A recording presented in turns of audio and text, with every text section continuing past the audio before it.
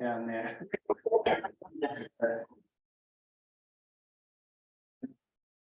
I'll call the June 14th, 2023 Fairhaven Environmental Commission meeting to order. Sunshine Law. Oh, it's feeling right now. It doesn't care. This is the regular meeting of the Environmental Commission of the Borough of Fairhaven.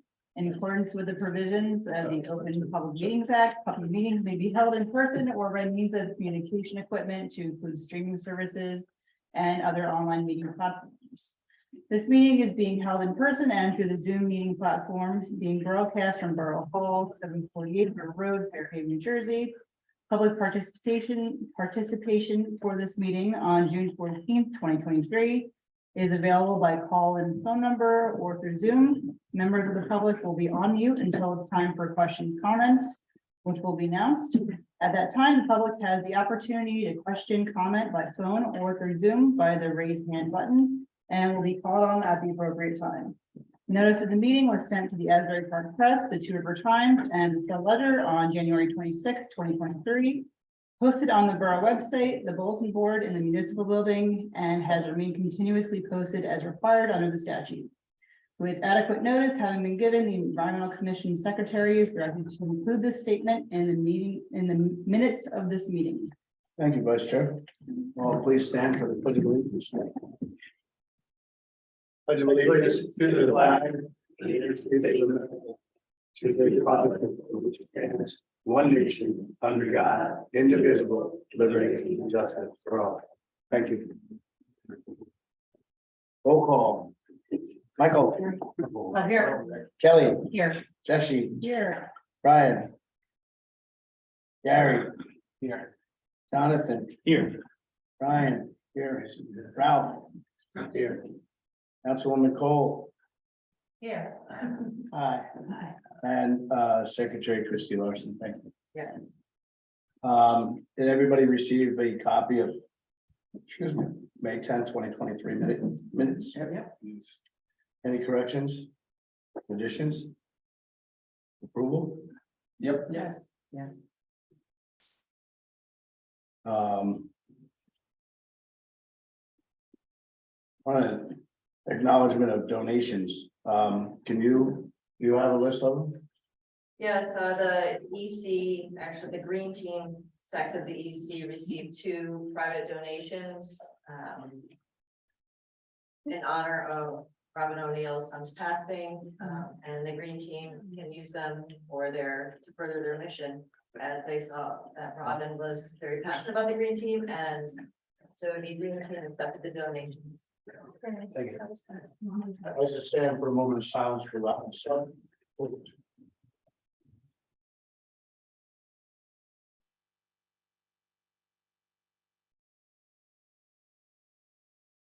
Thank you.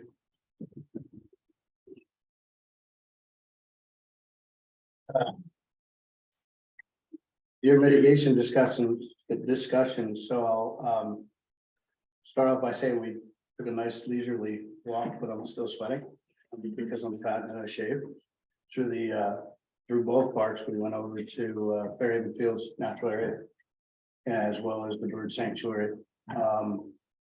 And Jody Powers is here, as well as Megan Mills and Brian Shum from the NJDP and their specialty in the program for the deer management. So without further ado, you have some things, I mean, we can just open it up. Go ahead.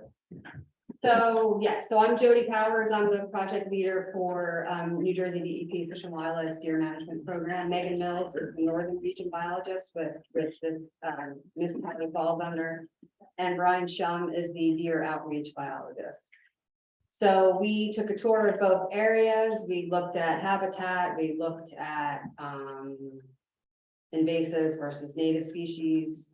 We saw 10 or so deer in the Fairhaven fields, and then at the bird sanctuary we saw probably 10 deer as well.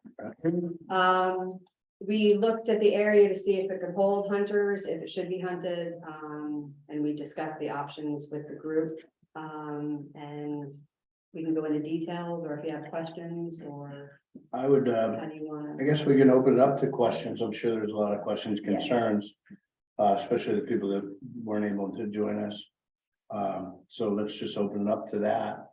And then if there's additions that we can. Yeah. add, or I you can start by yeah. saying, you know, we're contacted by municipalities often, to deal with overabundance of deer, and it tends to be 5 reasons why we get contacted.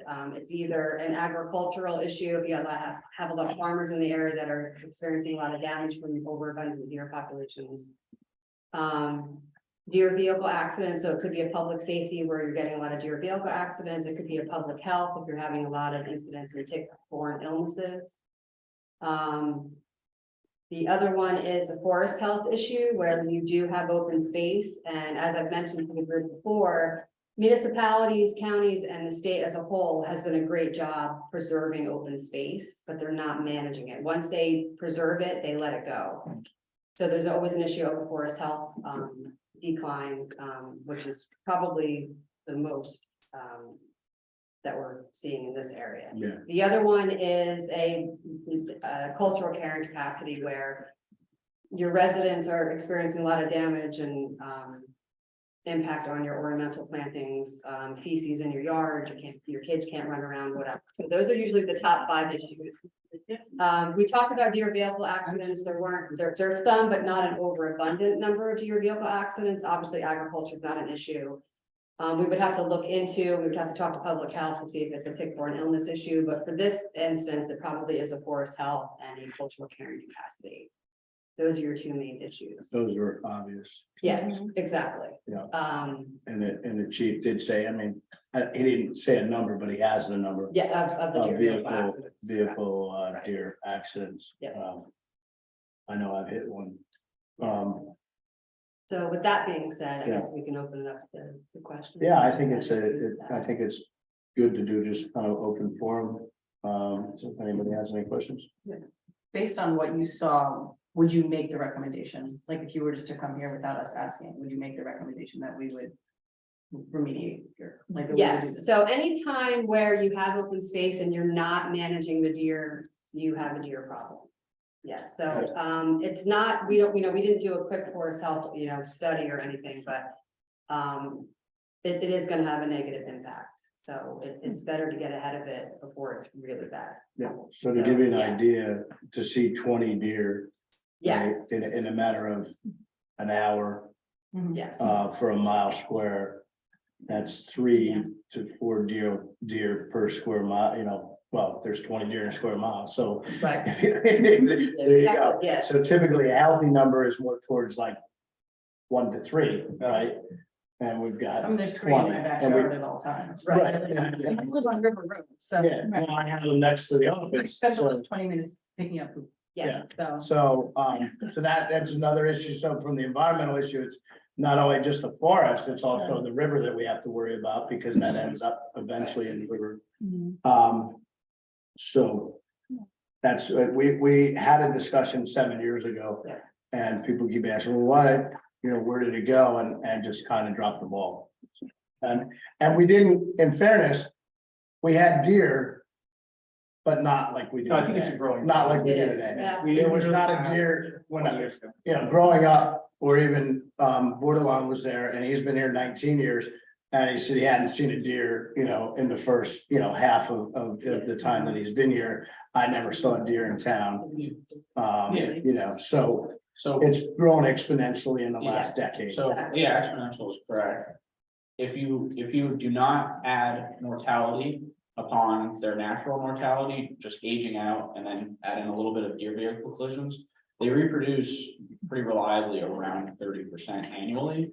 So if you're doing nothing, then, and you have deer, they are reproducing. Yeah, those 20 deer, you'll have 6 to 8 deer. Yeah, so that makes sense that in the last 5 years, once it starts to become a little bit of a problem, it's not gonna take long for that 30% to build up. So what do you, based on those 2 areas that you went through, what are recommendations? right. So we would recommend developing a deer management plan, which is a lethal plan for hunters. Somebody bombed in on the. So it would be what's considered a regulated deer management hunt. So it would be very regulated. We would determine the density of hunters that you would need in there to have an impact. You could make it as restricted as you wanted. So it could be a certain number of days, a certain times during the day. So the hunters that would get chosen, once you have those hunters, we would do background checks to make sure they don't have any violations, that they're safe.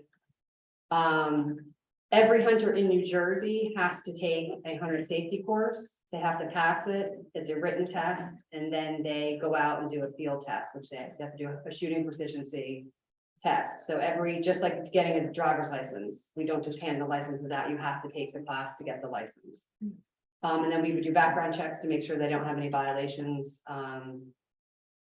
And then, it could be, you could guys get as administratively involved as you wanted, so you would know who's in there, when they're in there. You have them check into the police department, when they're gonna be in there, when they leave, to make sure that everybody's out. Other than that, that's pretty much it. How many towns have actually done this, and how successful? Right, so in this area, Monmouth County Parks hunt almost all of their park property. Some of it's firearms, some of it's archery, some is both, some is all day, some is part day. There's a, because depending on what the park situation is. This natural area would be bow only, it would be no firearms. And then, I'm sorry, what was it? Is that based on our size? Yes, yes, so we choose, depending on, you can't just go by acreage, because it also has to deal with, like, you could say you have 10 acres, but it's open field, 10 acres, Right. you know what I mean? So it has to be that, it's Yeah. whatever the habitat land use is, then we would help you determine how many there are. Right. Other than that, Success rate, like how successful have the programs been? yeah, they've seen a big change in their forest health. We mentioned a contact that you could reach out to in Monmouth County that would be able to fill you in more on their program. Rumson allows hunting on their private properties. Yeah. As far as I know, we do as well, it's just we don't. Little Silver has met with us. They've had successful programs. And it's not a one and done, so you can't just open it one year, it's a maintenance. So you Right. Oh, yeah. get in there the first year, you remove a lot of deer, and then it's a maintenance. So once you start seeing positive results in your forest health, you could back it off either, less hunters, less days, whatever you want, but it is gonna be a continual. Like program. every Just- year, or Most likely. multiple times a year? Just once during what the season is. So the deer season for this zone, it's in one of our higher regulation sets, so it has a very long season. So it's in zone 50. It opens the second Saturday in September and ends the third Saturday in February, but you would not have to be open that entire time every day. We could pare it down to what you guys need. What else? Colts Neck, it's not far from you, they have a program, but we've been contacted by multiple towns. We've been working with Ocean Township for years to try to get that one big Joe, Yeah, on Palea yeah, Park. West Park. Yep, and we just had a meeting with Seagirt recently. It does happen. But it happens all over. I'm trying to name towns. Oh, close to yeah, here, but yeah, Yeah. sure. Yeah. Ralph, go ahead.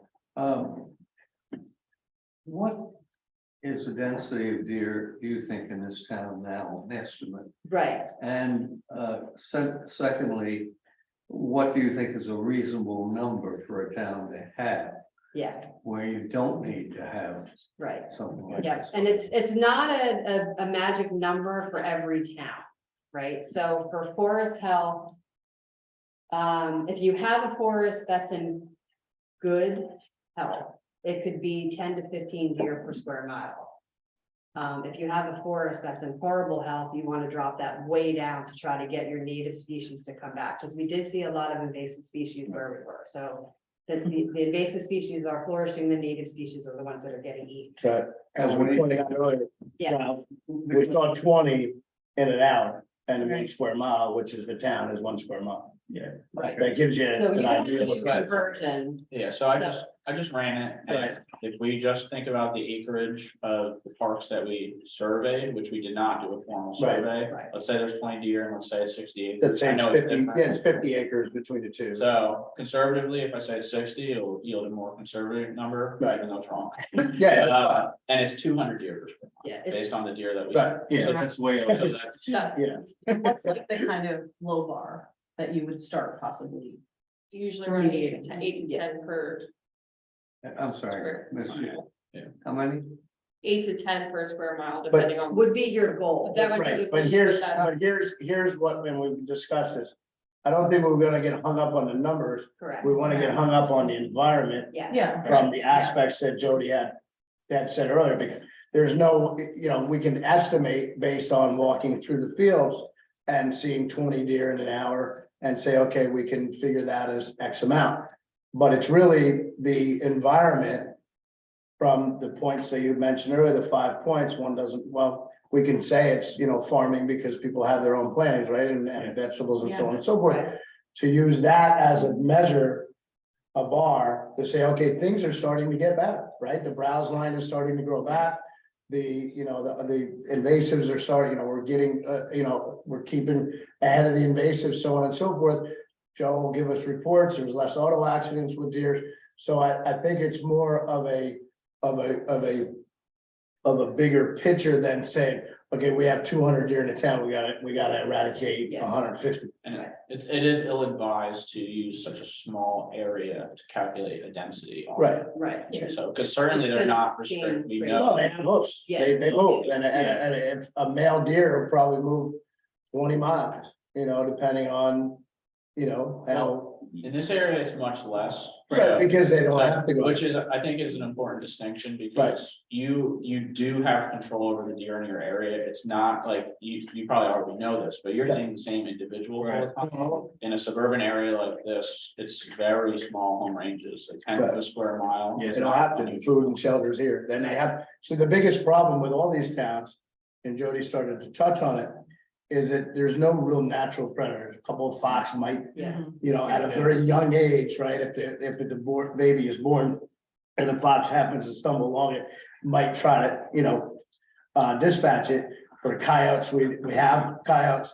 But, there's not enough of them to be, so the natural and hunters is part of the natural, being of us, right? So that and coupled with that, if this was private, right, they'd probably hunt it, right? Most farms in Colts Neck have hunters hunt them. So once it becomes public, you lose that aspect unless the governing body, us, gets involved to put together a program. Yeah, I mean, they're browsing out of these ranges. They're in the neighborhoods. We all have browse lines. We didn't used to have browse lines really Correct. in our areas, That's in correct. our local streets. I mean, they're working. Oh, You yeah, look at the deer and quote the, what is it, which one is it? The natural, not the natural area, the bird the sanctuary. bird sanctuary. Yeah. Those deers have worked in my neighborhood. Yes. They're They saw out, They said it was on your house when I. yeah, they do. I mean, and then my wife is out there. They stamped at her, Yeah, They didn't want to go. They're like, I'm here, man. They were not afraid No. about. They're used to this working. Like 5 feet away from me. Yeah. Oh, yeah. And you have to be careful because a doe, and especially a buck, if they feel threatened, they're coming after you. No. And I've gotten kicked and I'll show you, it's not good.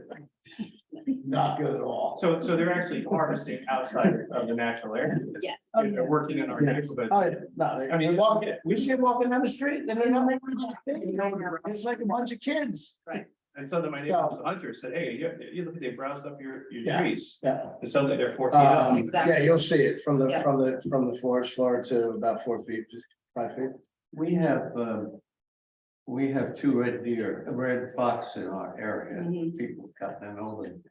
And, we have very few deer that show up as a result. Yeah, And, within 500 feet of Cooney Terrace. Right. they don't like that side. So that leads to my question, and this may sound naive, but do they like make the connection that deer are getting killed in this one area and they don't come back? Do they ever, you know, like, if you say fox, like, So, Jody. Yeah, they will, They'll pattern it. Yeah, they'll pattern it, but they're pretty naive right now. So, yeah, so, Yeah,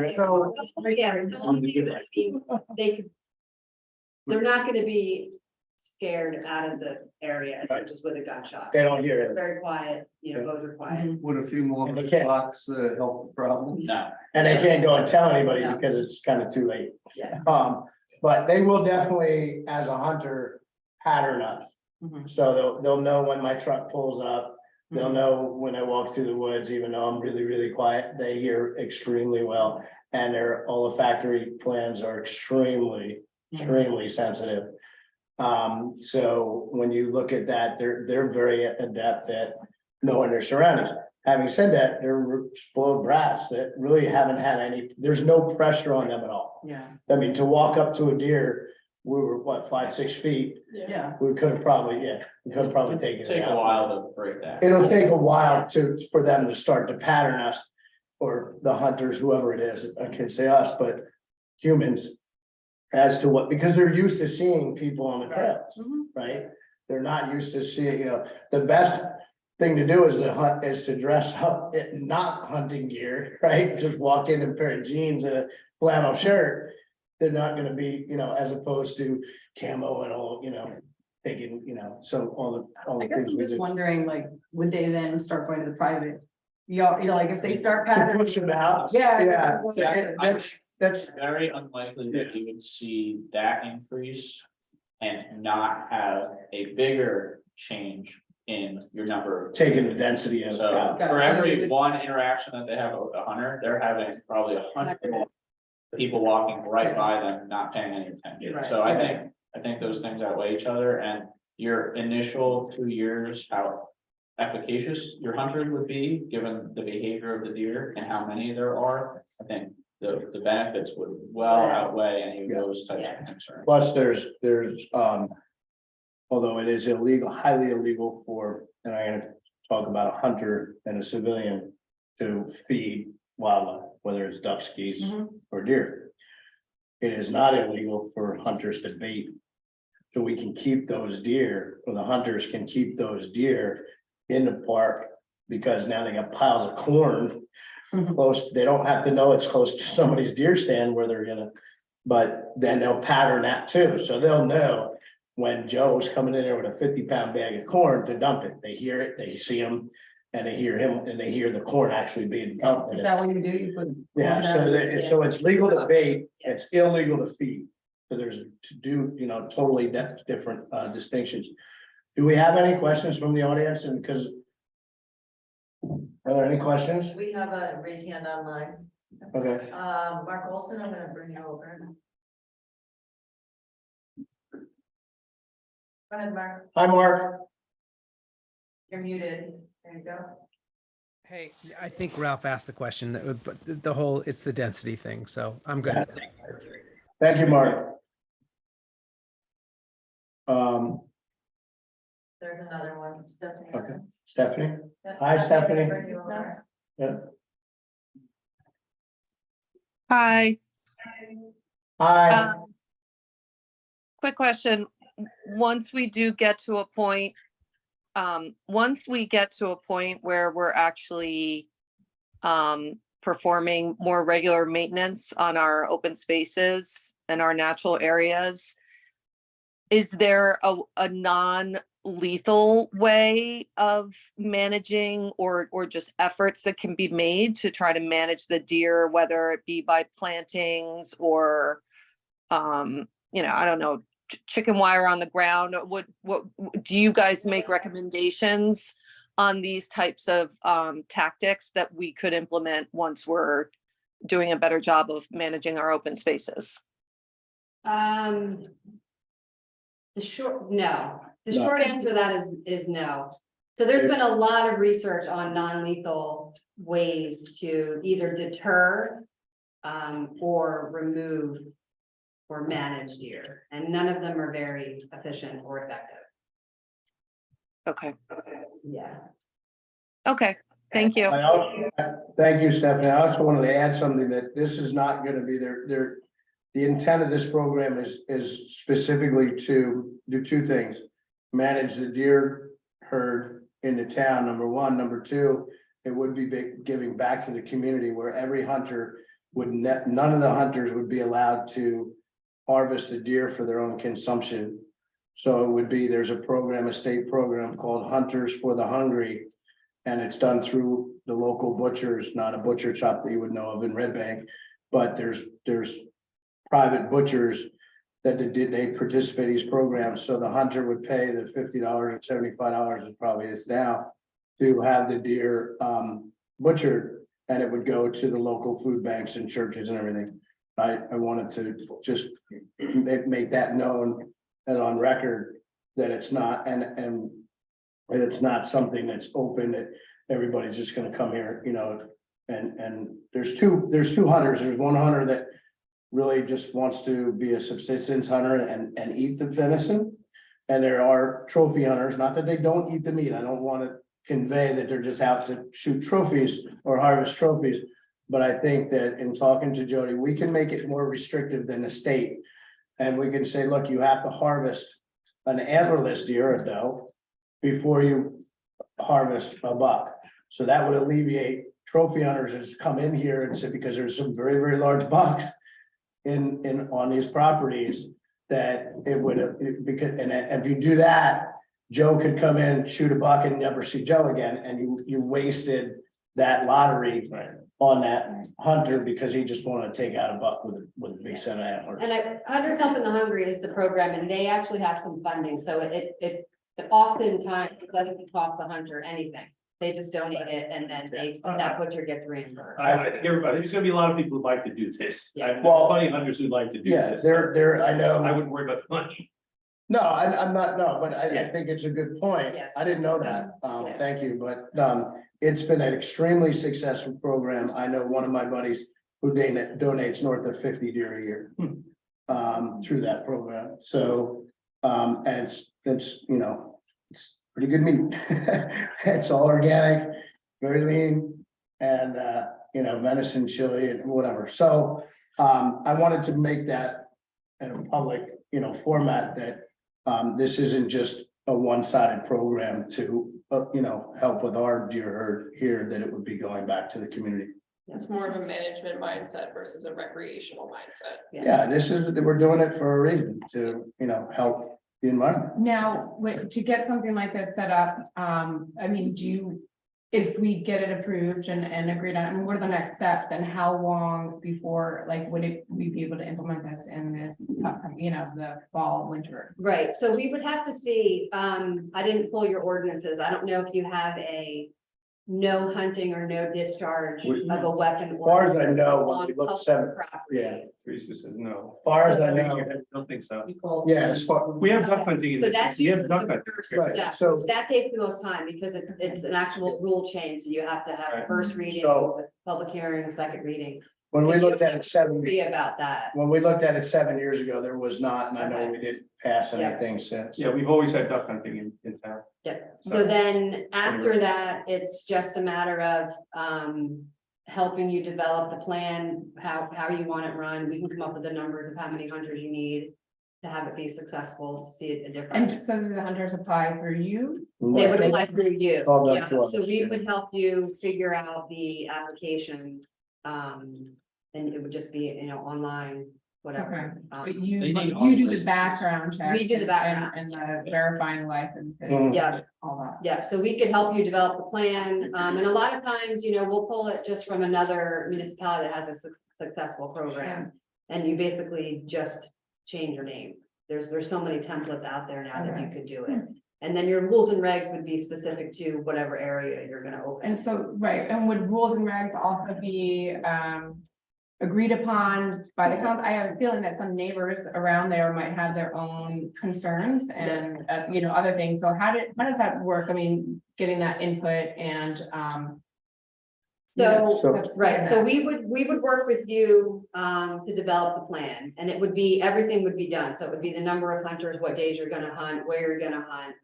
How we If picked you up. wanted a buffer around the trails, what time hunters were allowed in, what time they had to be out, like all of the specifics would already be done. And then you would present that to your council. So for instance, state, which we all know as hunters, you have to be 150 feet from any dwelling. Used to be 450 from an occupied dwelling, now it's 150 for bow. For bow, for shotgun, it's still 450.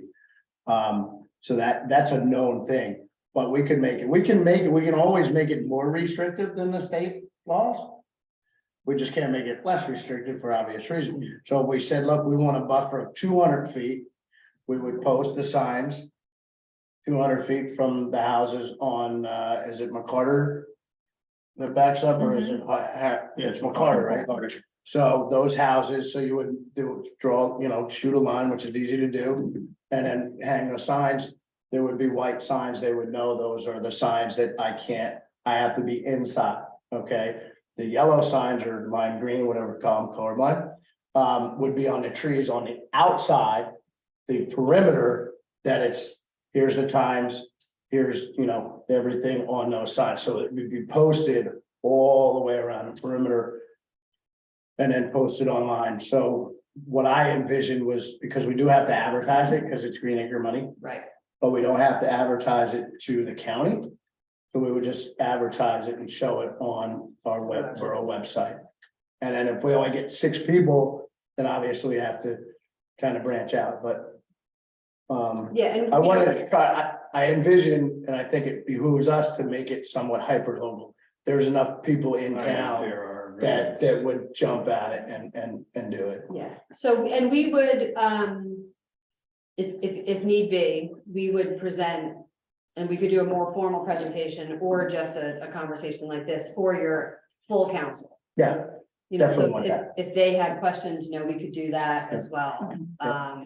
And then if you were getting a lot of public comments, and we could have an educational, meeting for your public as well. I've noticed, and I've said this before, that even the people that are, I want to say anti-hunter or don't understand hunting or aren't very versed on the subject, still say, do whatever you can, to get rid of the deer. And not that we won't have people that are concerned, and that's obviously, why we're meeting, and it's an obvious thing, and then they should be concerned if they don't understand. Yeah.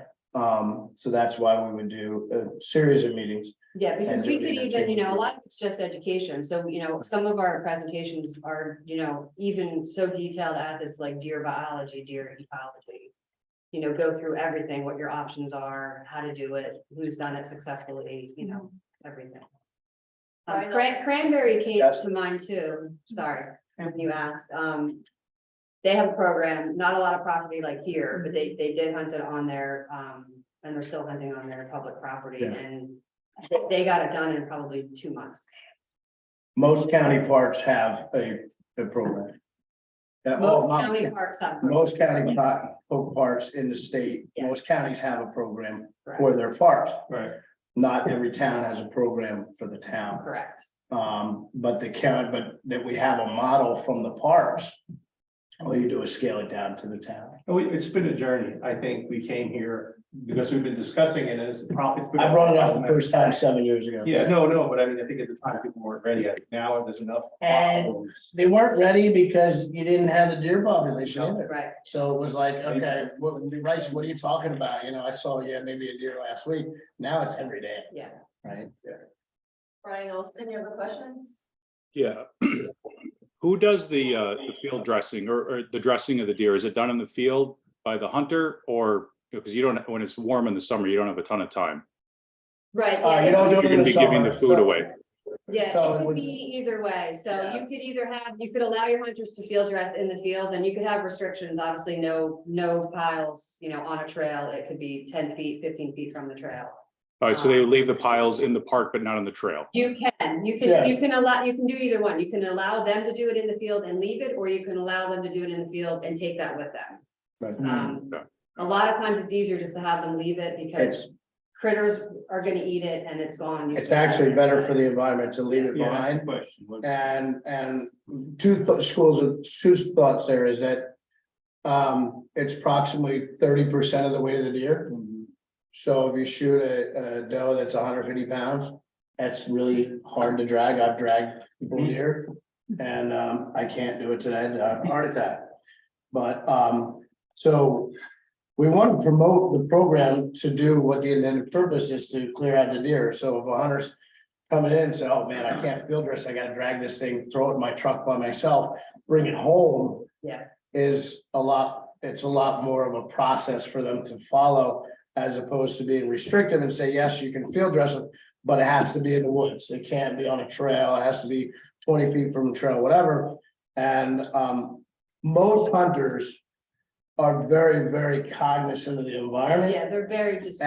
are very cognizant that they have a very good thing going for them as a privilege to be able to do a hunt like this. So you get one guy that messes up, then he doesn't get a permit again, you just have him on a blacklist. So I've never come across in my years that hunters be like, no, I'm just gonna do it right here. Most county parks have a station where they do it, but again, we talked and I saw Teresa's face when I mentioned it, that we can't expect DPW to come pick up bags of entrails and all, so, so. I just want to make sure it's thought out, that's all. It sounds like it is. 100%, yep. Thank you. Right. We do have to speak to that a little bit further. You're worried about the waste for the deer. We do have laws against, it's called wanton waste laws. Yeah. And so it's prohibited to shoot an animal and leave it in the woods. We want that need to go to what the, kind of The intended purpose. the purpose is. Yeah. So if they did something like that, they would certainly have to call our law enforcement and get that squared away. I had to look up field dressing and it was not what I was thinking. Yeah, well. We want a successful program. No tutus. I didn't know, you thought it was like a salad or something. Leaving out the food for them. No. It's these. I'm trying my hardest to be cognizant of not and use terminology rather than gutting it here. Yeah. Right. That's what field dress is. But I think we all want to have a successful program. Like So we- I would care less about the hunters having to carry out all the materials, if that makes us a better program for the community. You know what I It's mean? not, it would be. If it's better for the environment to leave them. It is, because by morning, the critters, Yeah, I'm sure, everybody should be, it'll be the gone. raccoons will be jumping up and down. right? Raccoons, Yeah. fox, coyote, Everybody's Everybody's to has. dispose of it somewhere. So Yeah, it's, it's kind of a summer, so why put it in a plastic bag, Right. it's a landfill when it's you're in the environment. Pros. And it's not, Wintertime. so deer season starts in September. So it's a fall thing, it's not like they're out, I mean, September can be very hot, especially compared to a cold June that we're experiencing now. Well, could we have late season, We can, but it the was problem, very late season, like in December. yes, but the problem with that is that you're not gonna have the yield, You don't think they're gonna be successful? not as successful as September and October. No, it's just the two-edged sword, right? I mean, I think we're gonna have to be successful in harvest. I think you wanna do it, You could with baiting, you could, you could. yeah. I mean, we'll see, but I think that, I mean, obviously. You'd have probably, you just look at the numbers of deer that are harvested. In the early part of the season, fall bow, as opposed to winter bow. I'm gonna go on a limb and say it's 50-60%. part of that is self-driven because. It's true, guys are tired by the end of the season, they don't go out, they're whimsy. they don't And go out. also deer have, you were talking about pattern, and Right. at that point, they've been experiencing hunters for Right. 6 Yes. months. So that's part of it. Yeah. You are correct, though, that typically suburban deer, they will sort of do a seasonal migration out into residential areas. They will. Because their amount of food availability in a wood lot. Yeah. Far declines, particularly if you don't have a high mass crop, which Yeah. you guys don't really ever expect because it's very wet, so you don't have a lot of oaks. Yeah. So, but that being said, baiting would be very efficient at that time of the year because you'd be offering. High Yeah. calorie foods. I I think it would offer an opportunity us to avoid interactions with the residents, because the field's quiet down. I was just gonna say, like, the busy time of that area, the fields is soccer season. And Right. that's September, October, you have soccer and baseball. Yeah, but by November, December, we're quieting down, and so therefore there's less chance of interaction, less chance of us, because But again, the last most airlines don't have a wouldn't- multi-year I program. wouldn't allow them there on the weekends. Or Okay, I can't say I think the program would be designed where it's a Tuesday, Wednesday, Thursday, whatever it is, to get away from that. And then it would be an hour and a half before, or it'd be an hour before shooting time, which is a half hour before sunrise, that they're allowed in. They have to be out of the tree at 11, out of the woods at noon. Okay. Hey, Brian, Yes. go ahead. I didn't mean to interrupt. I'm good. I imagine we have a limit, we have a targeted limit of how many deer we want to harvest. Is there a goal about how many deer is the optimal number in the town, given the amount of green space we have? No, we talked about that earlier, Brian. It's really the environment is gonna dictate how the program is working. More so than to say where there's 200 deer and we want to take out 50%. You'll see the first year obviously is gonna probably be the biggest harvest, and then you'll see declining from there. But to give you an idea, and I guess you joined late, but we saw 20 deer in an hour tonight, at 5, whatever, between 5 and 6. Yeah. So I think the environment's more gonna dictate. Yeah, and I wouldn't put a limit on it, a yearly No. limit. We're gonna have a limit on amount of hunters through the lottery. But not the number of deer. That's correct. So in Jersey, they have to follow the game laws. In New Jersey, in our zone 50, it's unlimited antlerless deer, literally. So if somebody wants to go in there every Tuesday, Wednesday, Thursday, they can harvest as many as they want in that day, really, because the way it works is that every time a hunter harvests a deer, it has to be recorded. But it's recorded on their phone, on a smartphone. Once you record that deer, he can essentially leave it there and stay in a tree until 11 o'clock. So 11 to 12, that gives them time if they say, at 10:45, a deer is coming in, they, shoot. The process is you stay in a tree. You don't just jump out of the tree and start, going after the deer. You wait, they bed down, they do their thing, they expire. So you have to give that hour for them to get out of the woods. And there's gonna be also a phone, they'll call, hey, I took a deer, I can't find it, I'm still in the woods, right? And that'll be set up through PD. Right. This is very different than Minnesota, but I like it. Well, it is because you just go out and hunt. Just go hunt. You just go hunt, which is true in New Jersey. It's just that we're talking about an enclosed, rural or suburban. Yeah. I'm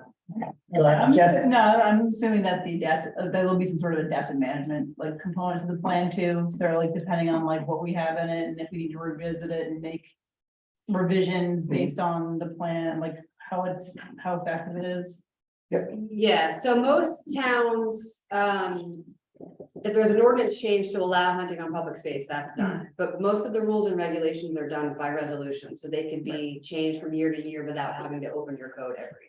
Right. Yeah. And typically, at a certain point, the hunt becomes a little bit self-regulated. Yeah. When you have less deer, Right. hunters are Guys always say doing hunt. less deer. If it's 80 degrees, they're not gonna sit in a tree. Yeah, and then the situation that we're talking about, you're still going to expect to have like a breeding population in the strictly suburban backyards that are pouring it back into the park, which for you guys is a good thing that you now will hopefully have a sink. You'll be able to remove those deer and then hopefully reduce the overall population that way, but you'll always, that maintenance thing is gonna be ongoing and it kind of self-regulates. If the hunters don't see any antlerless deer, They're not gonna go there. that's successful and they can't get any more, so. So, yeah, for a hunter, most of us have a limited amount of time, right? So to go, hey, dude, we're gonna go to Fairhaven. Well, I've been there for, 5, 6, and I haven't seen a deer. Right. And we're not going to Fairhaven, right? So and that's a good thing. That means that the program is working. That's probably 4 or 5 years down the road, Yeah, definitely. but If not. it's a self-regulated thing where people are gonna be like, they're on a deer there, just like, any other. Maybe they'll be look at a smaller number of hunters applying. and Yeah, then- well, and that's Every to year. Jody's point is that we can say, okay, we had 20, lottery, we had 20 spots in the lottery, we can cut that back to 15, Yeah. right? And then the following year, we can cut it back to 10, so we're not, so we don't have, we can, it's an easier regulated thing. Yeah, yeah. Councilwoman. I just wanted to add a couple things for us to talk about. I had two sort of loose thoughts related to deer, and then I wanted to talk about monitoring and stewardship more generally for the commission. So can 2 hunters as a pair carry a deer out? Is it too heavy for them? Do they need a vehicle? So what I, Carts that they could use, so they could Yeah. keep a cart in their car if they chose to. Yeah. You can, I mean, like, you can actually just carry a deer out depending on the size, so just depending on the size of the deer, one person. we can have do a it, cart But the carts, Yeah. a person. and can sled, Do it But that. that's our typical thing that. Mhm. Most of us have. And then my just thought around this whole thing, no experience with hunting. If you're hunting a deer with your bow and arrow and say the first arrow doesn't take down the deer and the deer is now running or fleeing with an arrow and may leave the hunting area, what then? So, Right. I'm Go asking ahead. more from a regulatory, what's your experience been? Right, so, most hunters do their best to not have that happen. But it's not a perfect world and it's not a perfect situation every time. So you may have a deer that's wounded that will run. So that hunter has to have permission from the landowner. If it runs on private property, they will have to have permission to go retrieve it. So they could either do that, either knocking on the door themselves, or they can call the police department and have them assist them to go try to get that deer off of that property. So eventually the deer stops somewhere. But And if it's Yeah. mortally wounded, but deer are very hardy animals, so there's what we would consider as a life altering event injury, yeah, they don't have the same reaction to, but certainly, I'm not saying that anyone should. Like, think it's like, okay to wound a deer, but their perception, they don't think about fairness, it's not gonna really change their life too much if they did get wounded. And they're more than likely live, more than likely. Yeah. If it's a non-lethal shot, if it is a lethal shot and it's just a slower situation, then you're getting into the situation that Jody's talking about. Where you would at least try to get permission for that property to retrieve the deer because of one baseball. Yeah, but to go back further, like where we said that hunters are very cognizant of what they're doing, that they want to take that lethal shot. They will do everything that they can to make sure that the shot that they are about to take will be a lethal shot. okay. I guess But it doesn't, it's a question of containment in my mind. Because today in our conversation earlier, I left really with a new understanding about a deer management plan is a component of stewardship planning. for Yes, our it is. resources. So I'm kind of very open and encouraged that there's a formal mechanism of standards and practices. And I guess I can see certain instances where containment might not be so containable. mhm. And in those situations, I guess what I want to be sure of, and I don't know anything about deer, I really don't understand hunting, right? But as somebody who would be voting on this, I want to understand that there's some sort of backstop in place. Like either enough information about how deers function. Or something, right? Because I don't want a half alive deer in a resident's backyard, or do they become disoriented into things such as parks or playground equipment, or. Right. Everything in Fairhaven is right next to each other, So, and we like it that way. That's the way we live. Right. A live deer is one thing, a dead deer is nothing but a half alive deer. right, so Tracy, and this has been a big issue in my mind. So But when you look at it logistically, right, if you look at it just as a square and we should do the quadrants, most of the time, or no, 100% of the time, the hunter is gonna be shooting towards the middle of the park. Deer typically, when they get hit, they'll jump and run the same direction they were heading.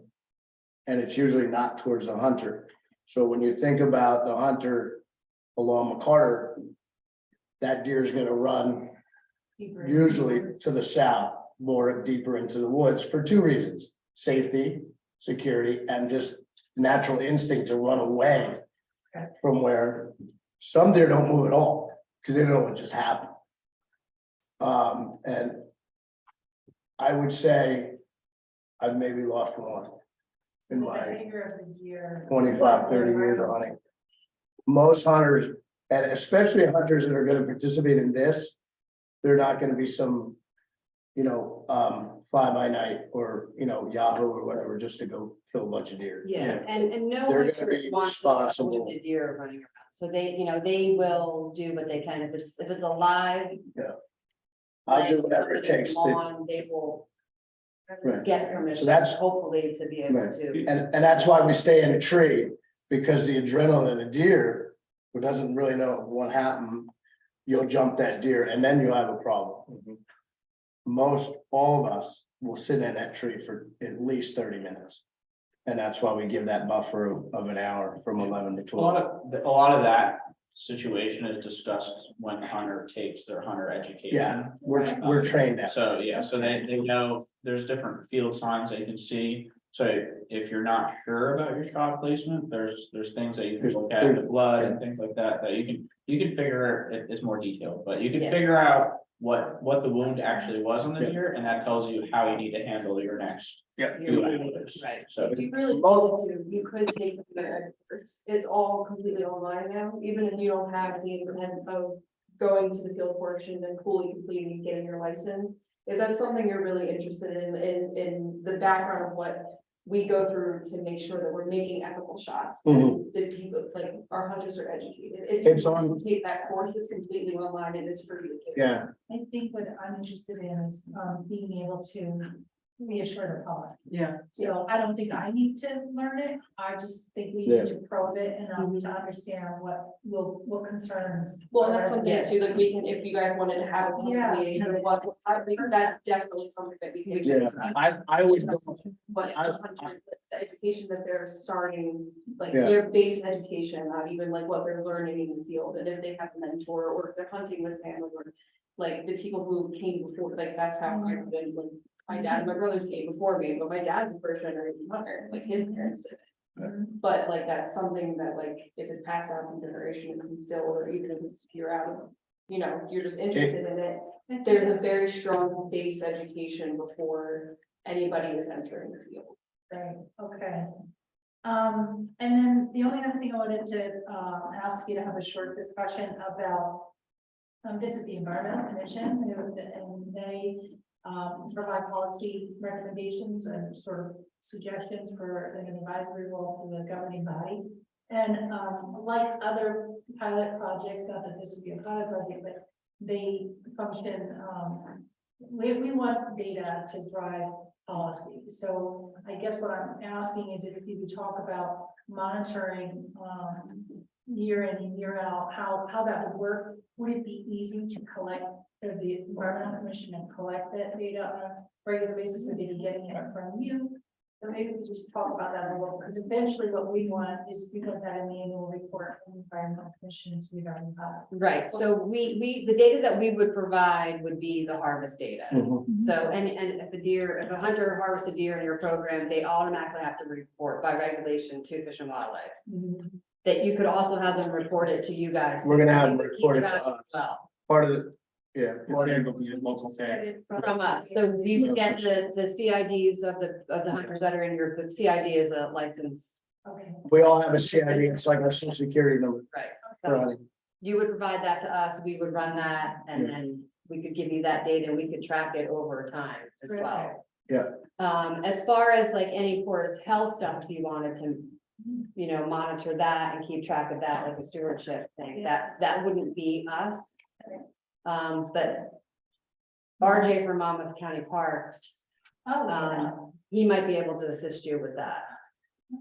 Would you also give us like a baseline point of the deer population, or what you said earlier was like 200 deer, like, or would you give us a more calculated so that we can? Yeah, that's a very rusty, like, I would not say that's like visual estimate at all, but we could recommend private contractors that do things like deer drone surveys. Again, we don't think that is, it's nice to know that, but it doesn't change the facts surrounding this, like, you know, the deer don't care if you know how many there are, they are going to reproduce at that rate that we talked about before.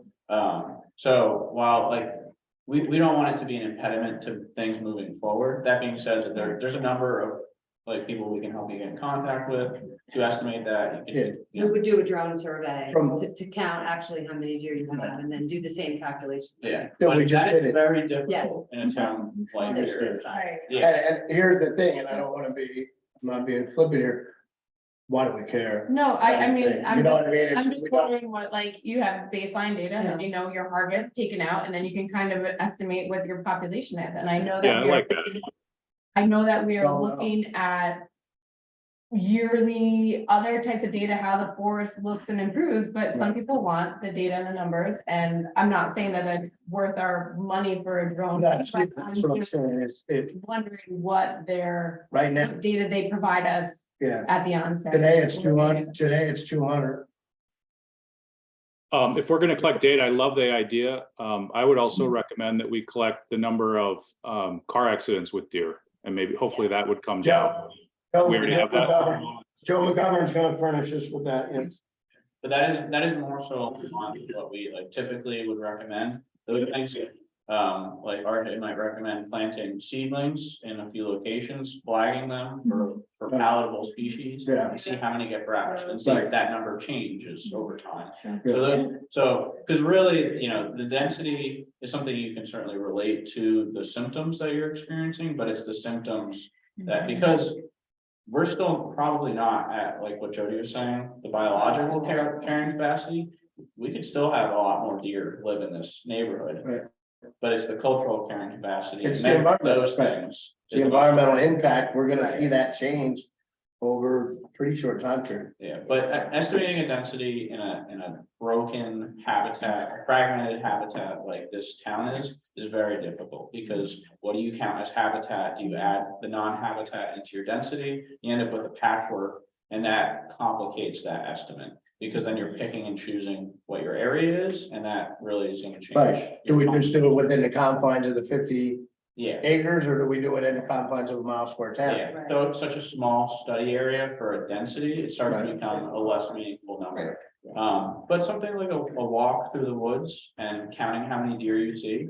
And you do Today. that handful of times at standardized times each year, Mhm. those, you know, those are metrics, it's not a density, but it could be a Yeah, metric. we can come up with a metric if somebody wanted to do it, to give you more, but we can say today that it's conservatively 150, 200 deer, Perhaps. based on what we saw. Yeah. You know, Perhaps. but we don't know. Right, but again, it doesn't really, if the hunters take, if you have 20 hunters, they each take 5, I mean, you know, it's a pretty big debt. And you'll see a significant change in just deer sightings in town. Not even, because the environment's gonna take time to rebuild, you know, a couple, 3 years. But you're gonna notice a significant difference in just deer sightings.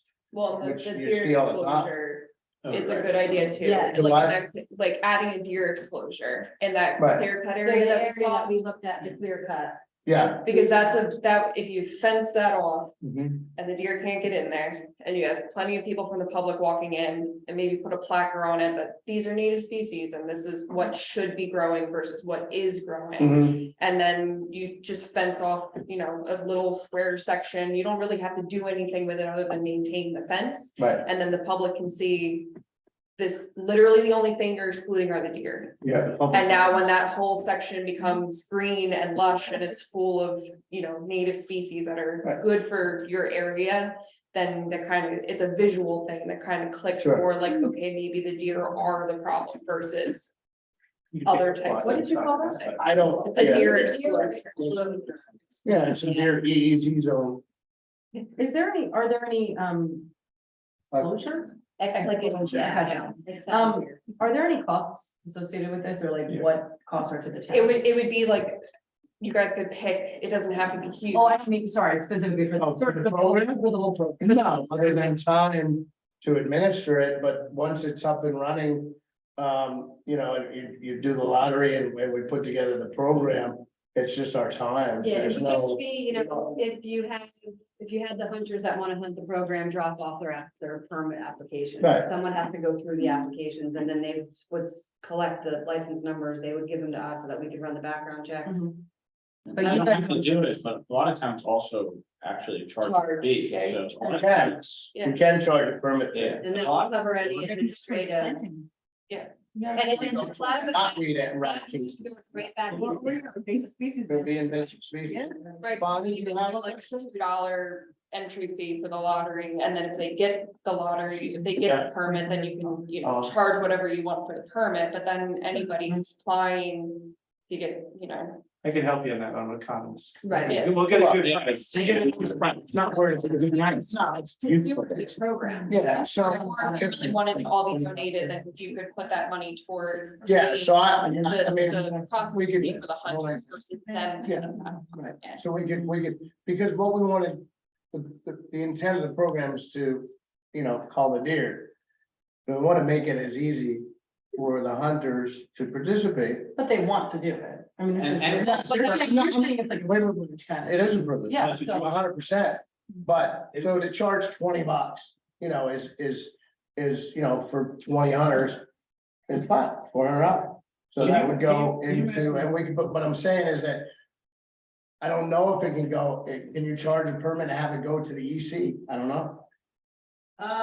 We could look at it. We Okay. can put it in some. Cause I wouldn't want it to go to the general fund because it doesn't. Oh, you can put it back. But it would be, what we would use it, to use, we would use it as a, So, you know, and $400. additionally, there is obviously the incentive that the hunter has just for the deer, but another thing that you could probably see in some of your programs that you run just in the town, that when you do charge a fee, that can increase the buy-in from the person who paid the fee. Yeah. Because certainly you do not want people who get a permit, take up that slot, and it's free, and why not get the Well, that, permit? yeah, And so then they're not- it puts a little skin in the game. They spend, you know, I spent $20 because I think the county permit's $20. You know. It's like, okay, I spent $20, I'm gonna go, you know, harvest 5 deer. Yeah. We I have mean- So, hold on, one sec. I know Bonnie, you had a question? Oh, I just want to make a comment when you're finished. Go ahead. Is it open for public comments? Yes, ma'am. This part, yeah. I just, For this. when Brian was saying about planting saplings as a study to see if they eat it. We pretty much did that when we planted the natural area committee, planted a bunch of understory, about 50 understory plants. And before we had time to fence in, and these were all recommended deer resistant plants. Mhm. They just. Yeah. So it's. You gotta put the fence in first, Yeah. is what they're saying. Yeah. No, I mean, this is fencing around these little plants. How high does the fencing have to be if we're gonna do this full study? 7 feet, We have, 7 feet, say there's 1.5. That's small enough, the deer wouldn't jump. They can't jump. They can't jump into it anyway. Well, You know what I mean? That's the. Yeah, no, Yeah, like, yeah. if it's literally like a. You do a 4x4 area. They're not gonna jump into that. I don't They're know like- that, I meant for your suggestion for. it's like 10 or 20. Well, seeing how the native species respond. We could do a 4x4, it doesn't have to be that big. just put 1 He's feet. just saying, Town guard. Yeah, the town guard's already fenced. how tall? Yeah. Well, that's what we're saying, if you make it 4x4, they're not gonna jump in it. Smaller. That's what I'm trying to say. Because they're not gonna They can't jump jump into. No, they can jump it, but they're gonna, so they can jump. Right, And there's plenty of room for them to get. then it's gotta be 7 feet.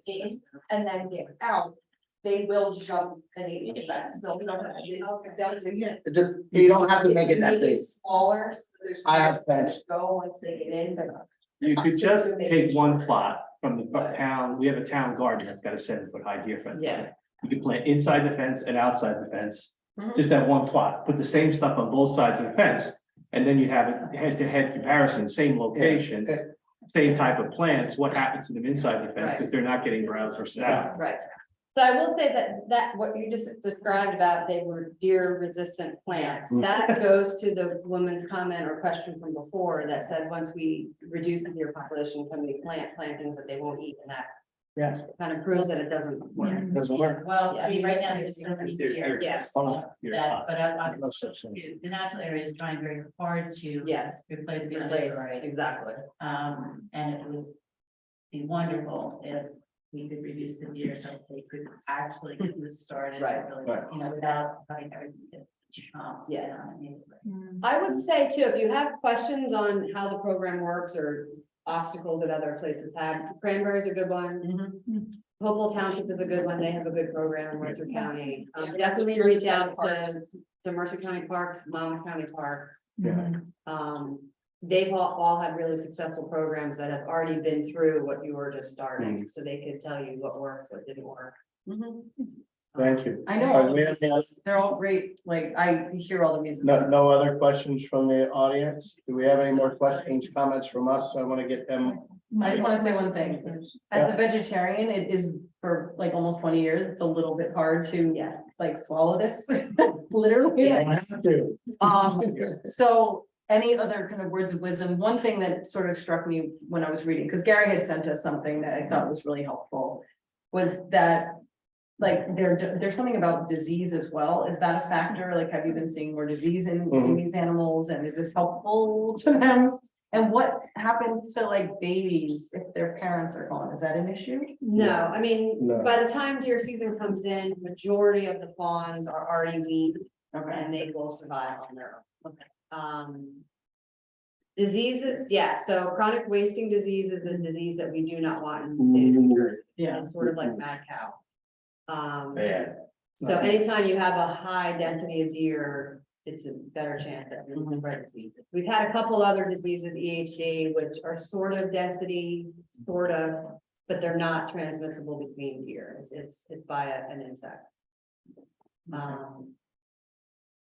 And there's just, our usual. Tick-borne diseases. Tick-borne diseases that- There are more reasons to try to limit the population of deer than not. Yeah, and you can see on an individual's health, disease or not, there's studies that have demonstrated lower densities, an individual deer is just a healthier, heavier. Right. It will have Be more better fawns, which is the best for keeping up with it, but, they're just healthier. If we're gonna have a deer population, we want them to be healthy. Yeah. I mean, what's Only it? the best. Tom. Yeah. That's right. Anybody else? I wanna, thank you very much. You're welcome. It's great to see you again, Jody. And Do you have a hold question? on, There's one more. go ahead, Go ahead, you're muted. go ahead, Steph. Hi, sorry. I didn't hear where you guys ended up on the fee discussion. I just We wanted to didn't. make a suggestion. If you did charge a fee and there were no real costs, that might be a good opportunity to donate if the deer is also going to food banks, maybe money could also be donated towards hunger, or I don't know, it just might be a nice opportunity to do something positive while you're doing something that not everybody might be on board with. Thank you. Yeah, and Okay. it would be a good idea to contact Hunters Helping the Hungry in advance of it, if you're expecting to push hunters Yeah, towards that. I'll reach out to them once we get to that point. They have funding. To let them know, but yeah, I mean, it's basically, it's 20, the fee is $20 for the county parks. So you're talking about $400, so if we have to find out from Teresa if we can. We would have to take our fee, or we would have to amend the fee ordinance and add that fee. Right, so it would have to be within the resolution and the ordinance. Right, okay, thank you. All right. We Thank you. appreciate it. Thank you. Yes. Thank you very much. Do you have our contact info? If any other questions? I just remember my last meeting, but I don't know if you- Yes, I'll have, Christie included You have their cards or? All right, I have that, it's the only one I have. So, reach out, thanks for coming. The state ran, I didn't think we could go crazy. I didn't think they see 10 minutes, it's running to go to my parents. I'm like, did the 10-point. All right. Right. Thank you again. Thanks, right on. Good to see you. And, see you probably soon. Yeah. So you're really thinking about how we manage our public spaces and all that stuff. Thank you. Yeah. Let's reach out. Oh, thanks. Appreciate it. Thanks so much. Thanks for coming.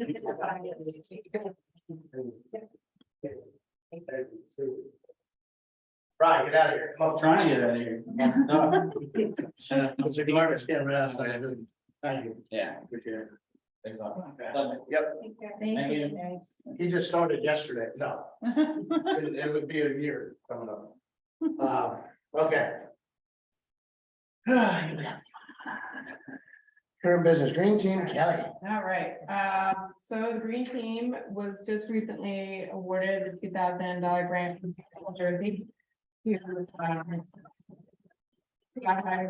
have done it without Sarah Chiavetti, our expert grant writer, staff, Robin, Bonnie, our Michael, our whole team has been fantastic. And this is great because this is to fund the Third Street Trail pollinator garden that is there. So this will help to fund that as well as an educational sign. We hope for passerbys to understand a little bit more about the importance of pollinator gardens and some of the plants that are there for education, for awareness, so that they can replicate their own spot or home as well. We had a successful outing at the Rally for the Rivers, EcoFest. Yeah. That was on June 3rd, which we did oysters, nature's filters. So there was a lot of interest on oysters and what we can do to bring them back to the Navasink as coined working oysters, right? Solely for doing what they do best, and that is filtering our water. 50 gallons a day per oyster. Yeah, it's a size bathtub. We had that fact out there too. And there was so many people that were saying, how come, I came from New York or whatever, and they do that. And so there was a lot of interest. And so we were hoping to, if possible, kind of come up with a town hall meeting, inviting some the ALS, also the NJDEP. Baykeeper and the NJDEP. Yeah, some of these people too, to try to have like a community open discussion about it and what maybe we can do in order to change this, because it's a double-edged sword or catch-22. The waters aren't clean enough. One way to do it is let nature do what's just best. Yeah, so with that, and Stephanie and I don't know if she's still here, we had one lengthy conversation, very good day. This has been on my radar for a long, long time. And I was to the point where I was just gonna jump in the truck and go down to the University of Maryland where they seed them and bring them here and just dump them, which there's nothing that says I can't. But the issue has been intrastate commerce. So the shellfish industry is a multi-billion-dollar industry in the state, especially in this area. And the issue has been, although in the eyes of the DEP, because they did get sued back in the 60s, when a bunch of shellfish were offloaded in Keyport and people got ill, is that they have a responsibility because they monitor the quality of the water. Having said that, the reason that I got the NRMC back together was to ride on the piggybacks of the clam, which is 14 parts per million. They can open up for open harvest, which we won't see in the Navasink, but we do see it on the eastern side of the bridge, oceanic, during the months that have an R in them. So there's, you know, they thought they had some oysters. It was a morning that was picked up. Monmouth Boat Club had 2 oysters on it, so ALS and locals on the oyster shells, because we have spat in the rivers that will seed on oyster shells. Oyster shells are what they use to seed to help. And it's what they grow on the oysters. And then there was an idea that once we got them to grow, once they get to 3/4 of an inch, they would relay the oysters to NWS Earl, Navy Weapons Station Earl, Right. which is a guarded pier. And people couldn't poach them, eat them raw. Most oysters are eaten raw. And get sick. So the way that it's set up now is that the clams coming out of restricted waters, not Navigation, because that's both. But the Raritan and San Diego Bays, they have to go to the 2 clam plants, either JW White or the one at Second Jetty, certified clam. So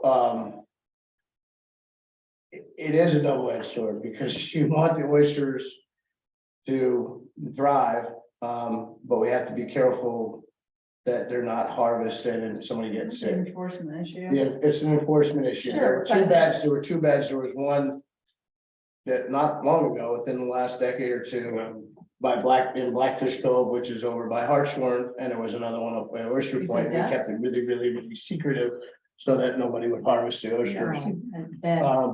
Oyster beds. When I was a kid, we would walk out on Rice's Point and just pick them up and eat them. And Pearl Street, which is Fairhaven Road today, is when you dig through the macadam is you'll come across oyster shells because it was paved with. Sure, no, So, and I. So I think there is a way. The DEP has been much more amenable to talking to us about oysters. I will get an update from them tomorrow on 2 issues, the oysters and this. So it's really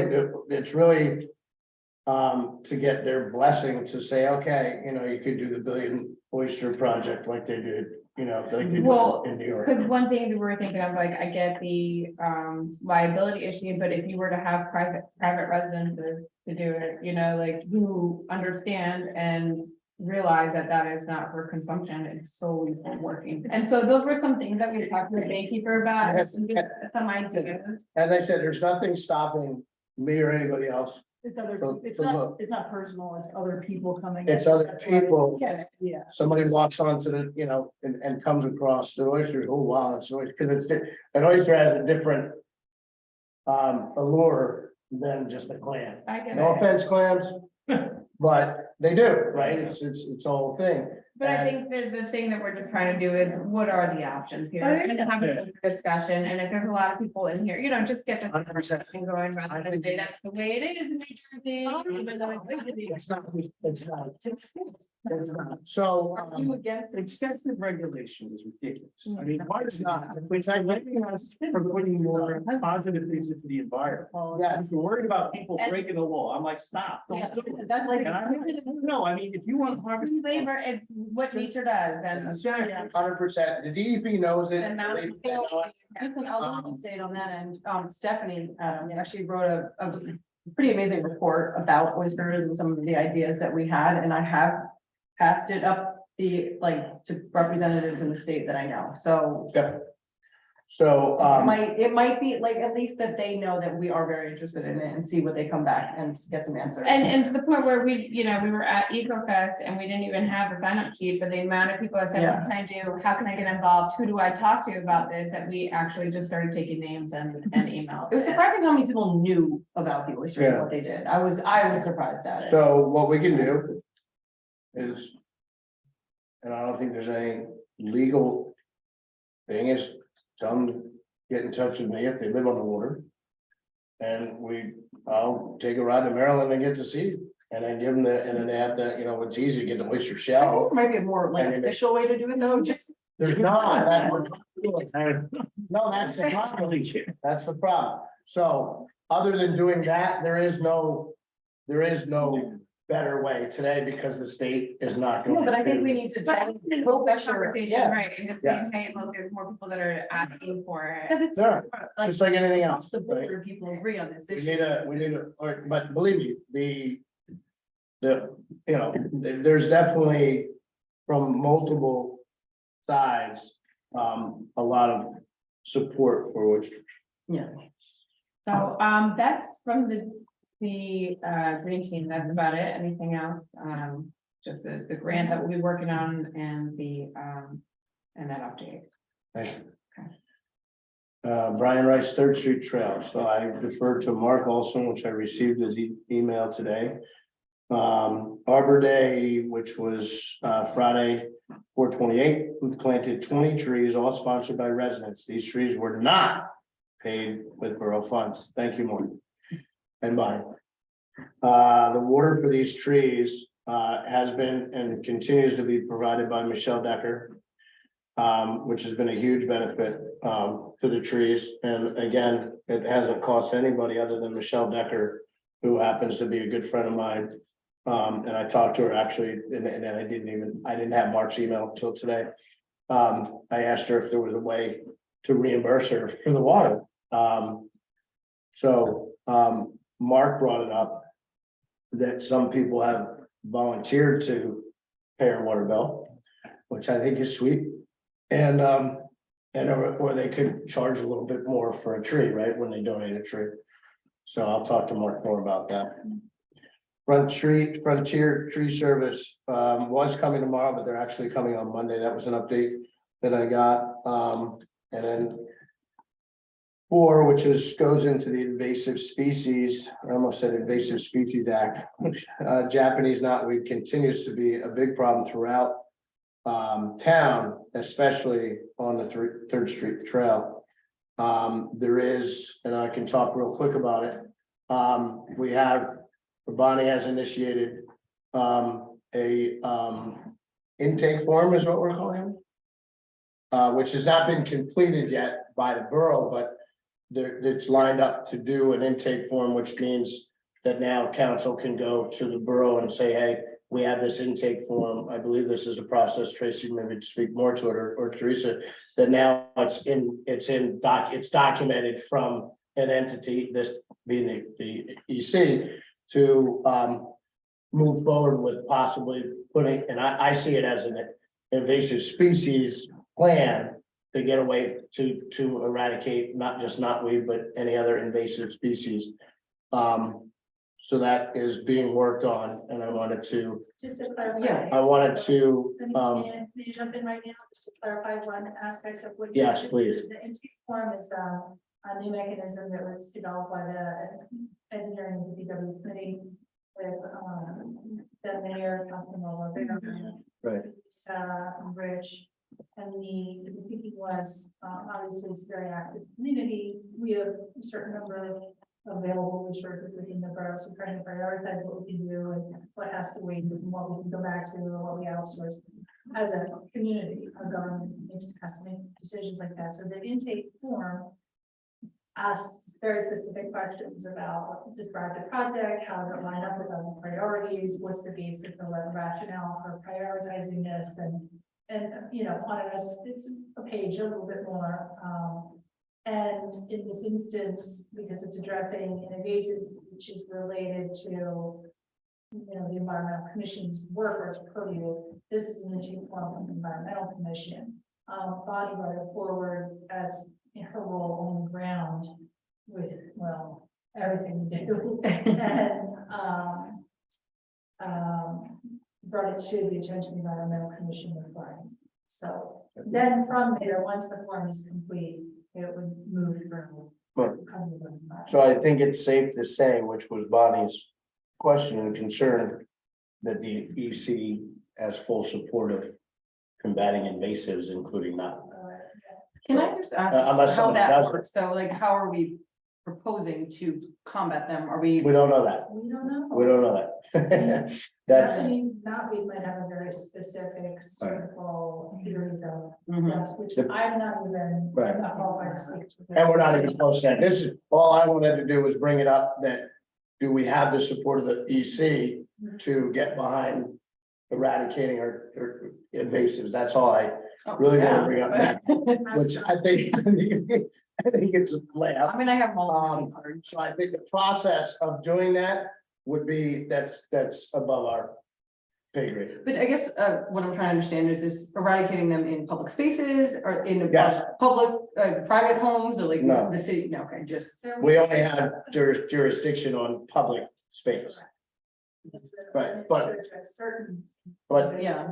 to Bonnie's point, I think that the green team should come up with education on invasive, especially knotweed, to then disseminate to. Sure, to Residents. residents, but I Right. do think that it is under our jurisdiction or input to kind of help them come up with a Well, that's plan, my right? point, yeah. You know, of eradicating, because That's- with knotweed, you have to spray. It's herbicide. You Yeah, I have think to, it's an herbicide is everybody. right, you can't pull, there are certain things Right. you do. You can't eat it.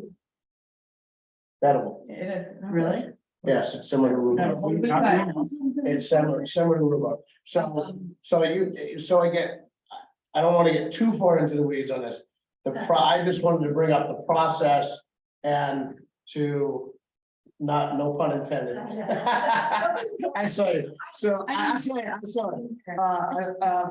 To just say that there's a new process that's coming, which is the intake form, of which Bonnie has done a great job of outlining and directly, putting things in context, ready to put onto an intake form. I wanted us to know about the intake form, number one. Number two, I wanted us to all be on board with invasive species, which we are, so. Do you have All right. Do you want to hear from Bonnie on this? Yeah. So just a quick thing. Yeah. So the intake form is specifically knotweed, which is, there are pockets of it in a lot of public areas. It's huge all along the Fairhaven Fields border to the Gentry. It's Bicentennial Hall has a small grove. The Bird Sanctuary has a small grove. It's on the brush grind site. It's all on the edge, which I think likely came from people putting their knotweed from their yards into the brush grind and spread downhill. So, in running into Dave Carl as I was on Thursday Trail, I said, wow, that is coming down, like it's huge now coming down the hill. And he said, well, I don't, he was busy doing something, and he said, maybe you want to do the intake, and I said, yeah, that's a great idea, and check with Teresa and everything else. So it's specifically, this intake is about giving the DPW authority to address the knotweed and cut it and spray it and take the time to deal with this, because it's just gonna keep getting worse. It's Japanese bamboo, it spreads underground, it can break through sidewalks. It's a very aggressive So invasive. one question to you, Teresa, should it be done as an individual invasive species, or should we submit something like this as invasive species in its entire, as a whole? Well, I think you're really focusing on this now, Right. one invasive, and sometimes, the purpose of the intake and prioritization is, we have very limited public works staff. Right. Three guys in the parks department, guys show up to cut your lawn, that we have our parks department. So, their time has to be managed and their services have to be managed. And sometimes it's even worth saying, is it something we do in-house? Or does it make more sense to outsource it, Right. Yeah. and bring someone in to do it? And sometimes the answer to that is, it does make more sense Sure. to do it, depending on timing and the budget and those type of things. So these are things we have to look at. And input from groups such as yours is important on that. And sometimes if it's a multi-year plan, you're gonna say, we're gonna do, year one, year two, year three, and at least we know we have, once you get a line in the budget. Let's just say, in the Parks Department, we put an invasive species line next budget. And if it's $2,000, pick a number. Well, once it's in there, it's in there. It's in there. And you can follow through year to year, and sometimes you can build it. So, Okay. it's all part of the overall, planning and delegating out the resources that we have to try to come up with what makes the most sense. All right, Wait, so I'm sorry, can I ask one more question? I never really thought about this spreading down on the brush grinding. Is there something as residents we can do? Like, what do we do with our knotweed once we have it? Like, It's a good question. burn it. I put mine in my garbage can. I Yeah. don't put it Yeah, in. that's what I do too. 'Cause You do? if you put it in your compost pile, you can't want to do that. your coat, your coat. Back in the day, we burned it, but Spray down the stem, but really get into the root system, because I You- don't always spray anything, but that's one thing I'm. So- yeah, and you is have a that fire the same- pit? I do. Okay. But you gotta There get you the, You gotta get through. She's asking what to do with once she pulls it out. got the same with other weeds, Right. like, that one's just so much fun. That's before and after is to get rid of it, you consider it. But that is an ideal topic for a green team.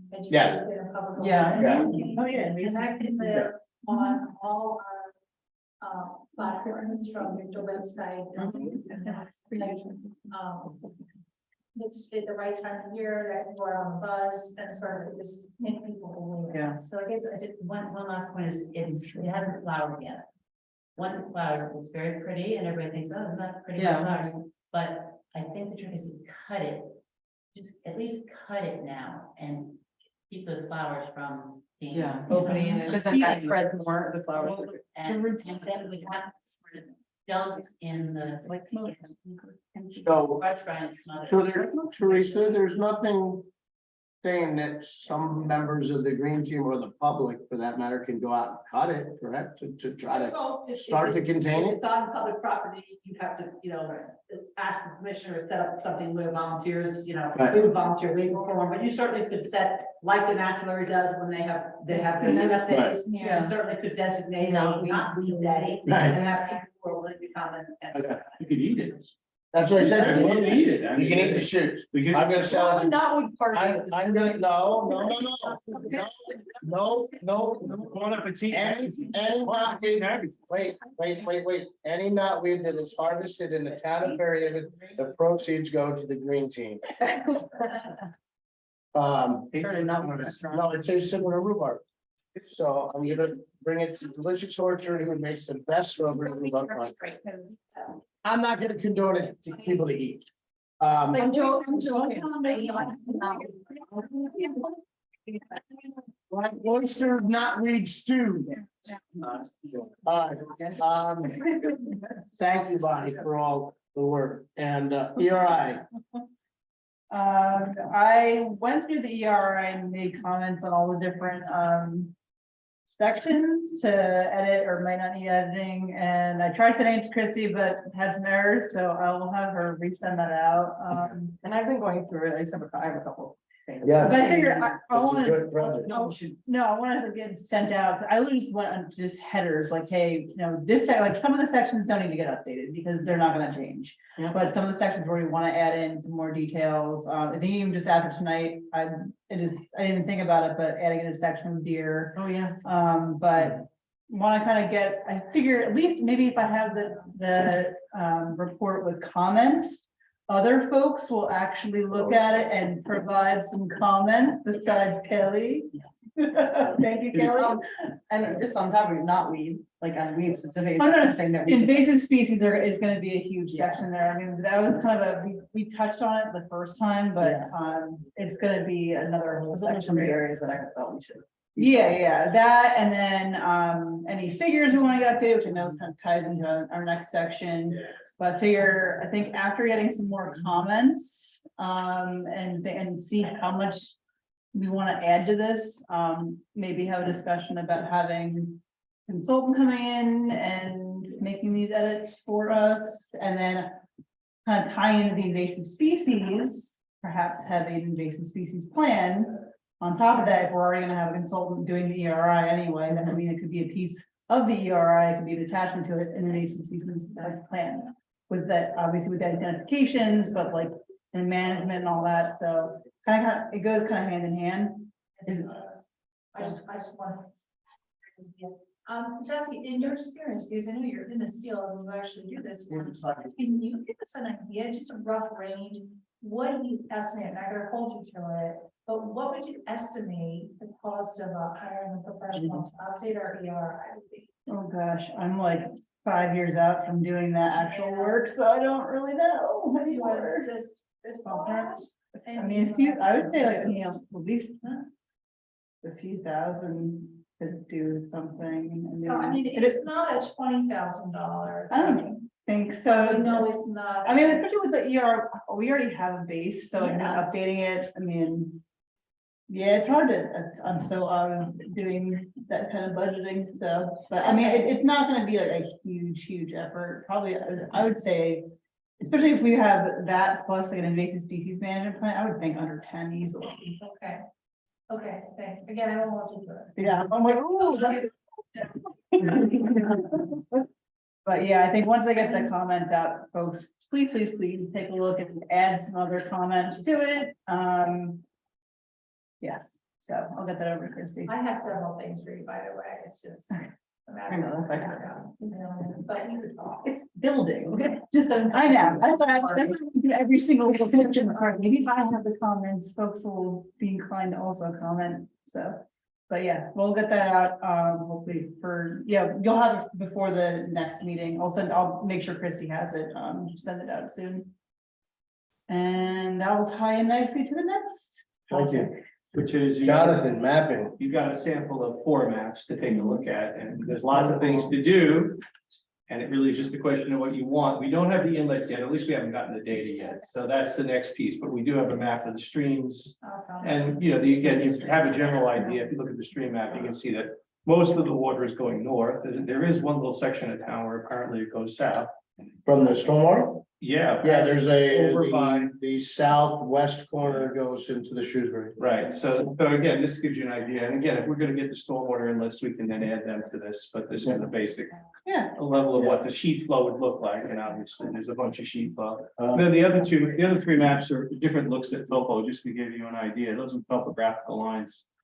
And gives you the elevations, which of course also plays into the issue of where the water or drainage flows, right? So that gave you some more detailed looks at the area like by Fourth Creek, just because you might find it interesting to look at. If you want to pull them up. Is there anything striking to you, like, or that you were surprised by, or that's? I mean, I think there's quite a bit of information. It really is a question of what would help us to really inform our reporting, you know? Yeah. And for instance, we have in the data from Monmouth County GIS, You have that. they actually have the actual size and dimension of the streets, Mhm. including paved parking lots and such. So it might be useful to take. a look Yeah, at that. no, I- So you can see it. So, so we can go to the public areas, right? Yeah. I'll call them natural areas because there's more than just the natural area. Yeah. And do we have the intake form? It gets approved. Teresa now has it as a to-do on her to-do list with Rich. And we can give you the coordinates of where the knotweed is. Yeah, you can do that. I mean, again, you're right, you could actually even walk it if you had a particular area. Because it's saying- Give a perimeter. Right, but just saying that it's in the natural area, okay, but where in the natural area, right? Yeah, no, I mean, so And if stuff there's a like that, grove, and it would have if exact, there's a grove, but we could actually walk around it and make up a shape of it. where- I'm just saying, Yeah. if you're out on your stroll and you have your GPS, which is a little bit more accurate than the phone. You can say, okay, boom, there's a pin, and then you can send the coordinates to Teresa, and they can put it in, so once they have the lat long. Put it into the iPhone or Google phone, whatever, I call them Google phones, is whatever, Droid. They're gonna get close enough to be able to see it, right? Yeah. It's gonna be within, even on an iPhone, it's within 6-9 feet. I'll send Christie a list of all the different data sets we have. Okay. Because these are just. So that would be a way to save time, right, for DPW, say, okay, here's your. I don't know if they have a daily task, right, list, and, Marty's gonna go, and here's the coordinates, and put them in your phone and have that, right? So he doesn't have to go looking around for knotweed, which I still know, I know what it looks like on Wikipedia, but That's right next to your business, excuse me? in that property, right? Oh, yeah. Oh, yeah. Next to that property. Yes, that's what I understand. Don't touch it, I'm gonna harvest it and sell it. I actually, I have a question about that when I was there. Who is that? That's private. That's private property. But he does that. And I reached out to him twice and I haven't heard back from him, but. We can take care of his number. With your access to all the. Yeah, so I just think it would just be very efficient for DPW, right, if they had the coordinates. Because, all right, When I, so, when I previously had access to GIS, I made the old maps that when I Yeah. did stuff. Now you can do it, 'cause you do it. Yeah, I'm talking about the maps going in. but talk to all of us, what were you talking about? Well, you use that, right? I wasn't talking. Yeah. If there's anything in particular you want to look at, just even if you just sketch it up and write up a note about it, Yeah. I'll take a look at it. Cool. Yeah, Thank he's you. got access to all like the Right. data that's available for like That's cool. in the state, so. That's yeah. cool. Because we can even do, you know, to the deer, right, you can say, okay, you pulled a ticket for the northeast quadrant and, you know, whatever, so we can get all kinds of crazy with it. Living shoreline pocket parks, I don't have any updates on the living shoreline, we haven't, it's kind of on the back burner. The the pocket parks, I think Hans Road has been on the back burner. I met with a council member yesterday. And it's just kind of in talks with, you know, the council and on what they're gonna do, so I really don't have much of an update on pocket parks at this point. They're authorized to move out midnight. They're authorized to, yeah, Um, we just would like them to fine tune them, but I don't know if it's too late in the I process. think it is. can we just go back to living shorelines, please? I know this is always on the agenda, and yet every time we talk about it, I still don't have a clear understanding of the next steps and what's going, and if we get where we're going with this, and And glad Teresa's here, the last that I knew is that the ALS needed kind of an updated drawing from the town to engineer that we were doing in. No, it was being done in-house, Rich was doing it. I don't know, because there's been some time that's passed. What do we have to do? Is there any way to resurrect that if council said to do so? And what would be the process? At this juncture, I think the most logical thing would be say that we probably have to utilize a consulting engineer. Okay, I mean, you know, the workload that's currently on, you know, Rich's plate and the Yeah. prioritized projects that are sitting in queue, would just make that impractical, say you can just drop everything and do it. but So, you know, having said that, we're still waiting, we settled you settled it with Fairhaven and Yacht Works, Outworks. right? And so It's sold since. we have riparian rights, you know, at the terminus of Normandy, Right. and we have, eventually we're gonna have a management plan in front of the actual park itself. They don't Right. have riparian rights anymore, but towns are able to get a 20-year management plan. Yeah, so at we least. would have access to Yeah. water. And, you know, a lot of what we talked about there, you know, you have to look at it from 10,000 feet because, you know, we don't have any stormwater management at all going down to Normandy. Right. And It's all steep that flow. water sheet flows. And, you know, the last thing we want to do is dump, you know, how many thousands of square foot of sand down there and have the first big storm and it ends up washing out into the Navasik anyway. And Right. of course, there's dredging there and you got the owner next door that does, you know, so there's a lot of pieces that go with that. So talking about, you know, putting something in that would be able to retain, you know, like rain gardens or, you know, and some end of street treatment for it, it would make a very good Monmouth County open space grant application at some point. If we really wanted to do the whole thing. Yeah, And really bring in like, you know, you know, you bring in a leak expert or somebody that does that, environmental firm that does that, Najarian or somebody. that does that. Najarian would, is what I was thinking.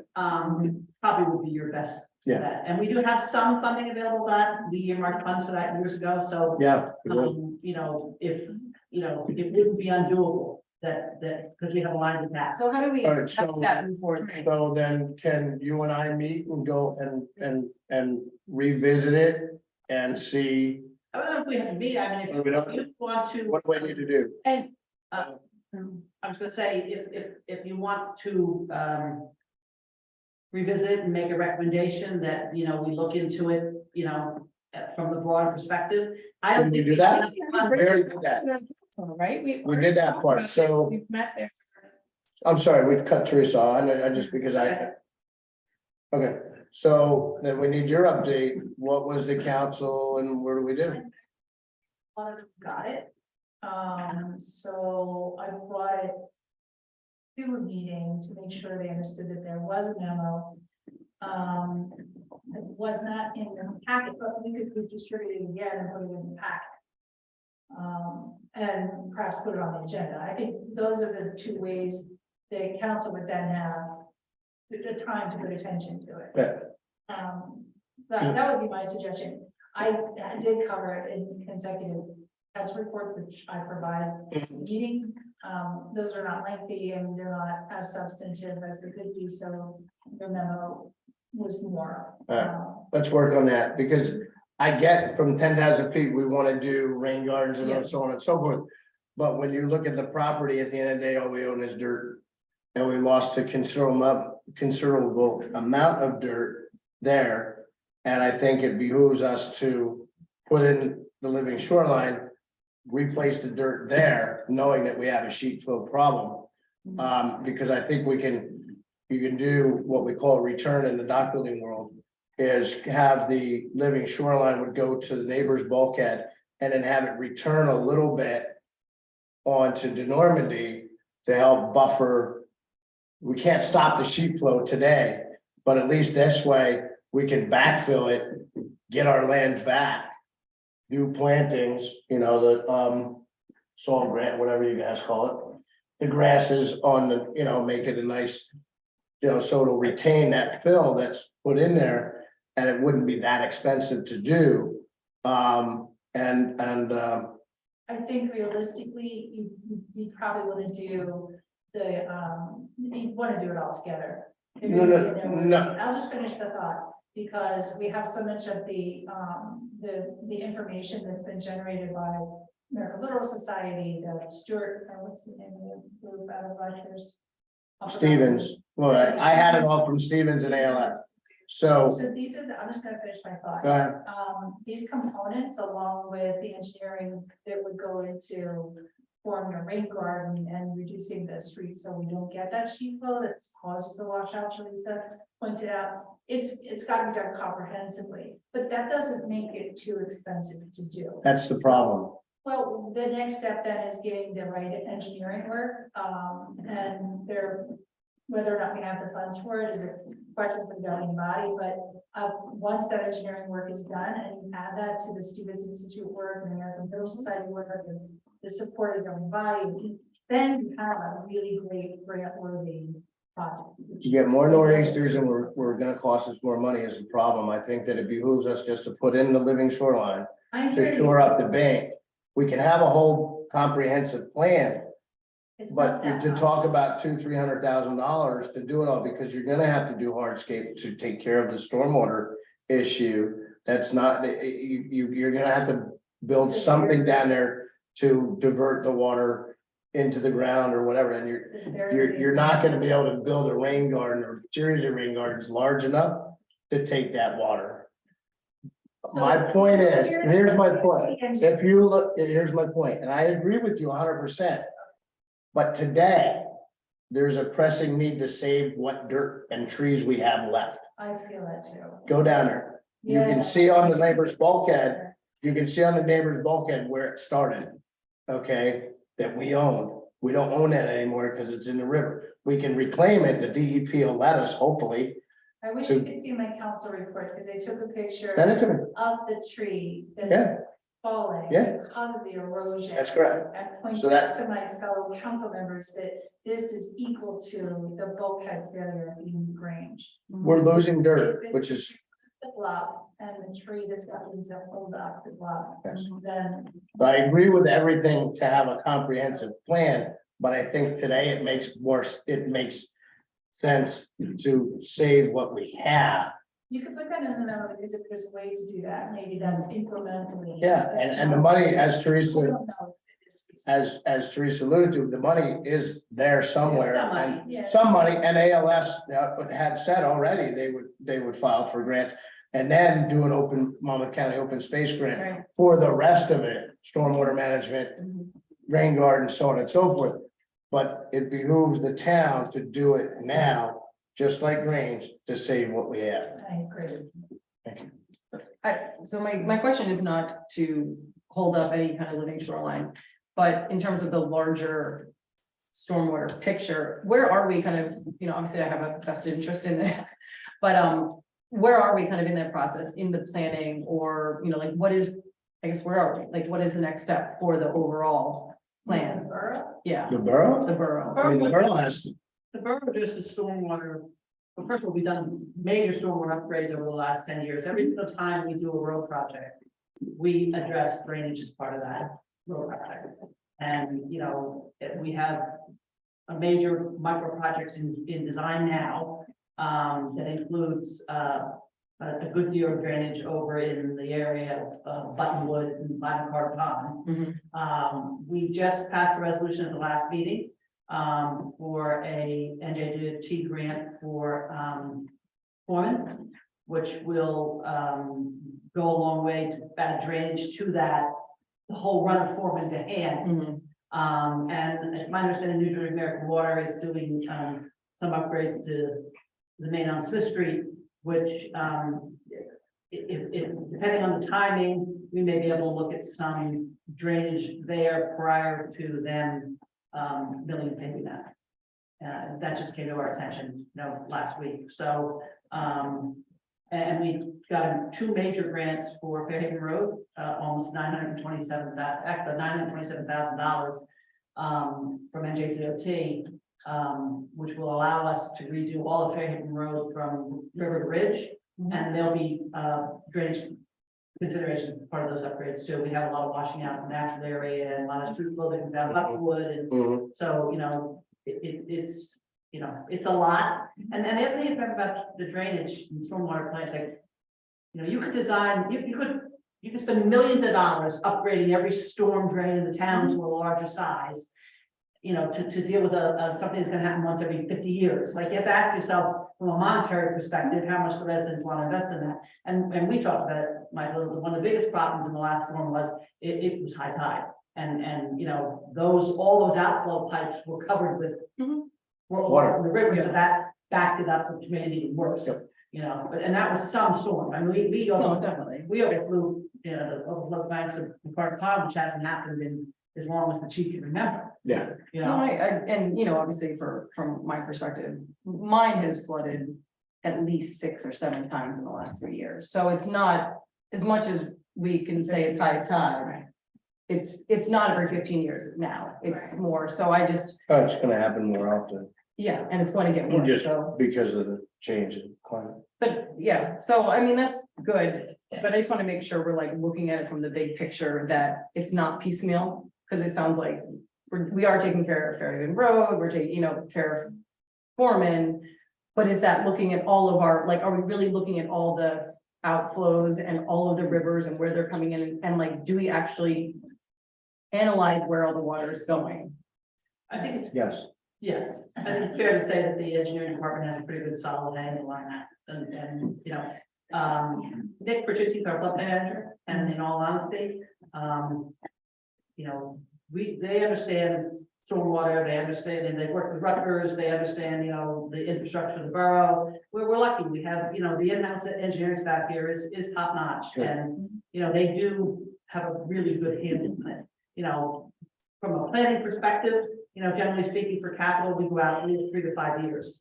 I mean, with the grant I just told you about, Michael, the one with Foreman, I mean, if I get it this year, they're not doing that project for 2 years, you know, so, you know, you're always looking out when it comes to that, but they do have a good handle. Just out of curiosity, how long was the Foreman kind of issue in play? And then like, how long have we been trying to get this grant for? Was this? We only put the governing body every year looks at different projects as one we're gonna submit to NJDOT. And in all honesty, Fairhaven Road, what we call phase 2, which was from McCarter to Ridge, was gonna be our top priority. Only we had geniusly, Rich and I put a grant in last year under what's called discretionary aid.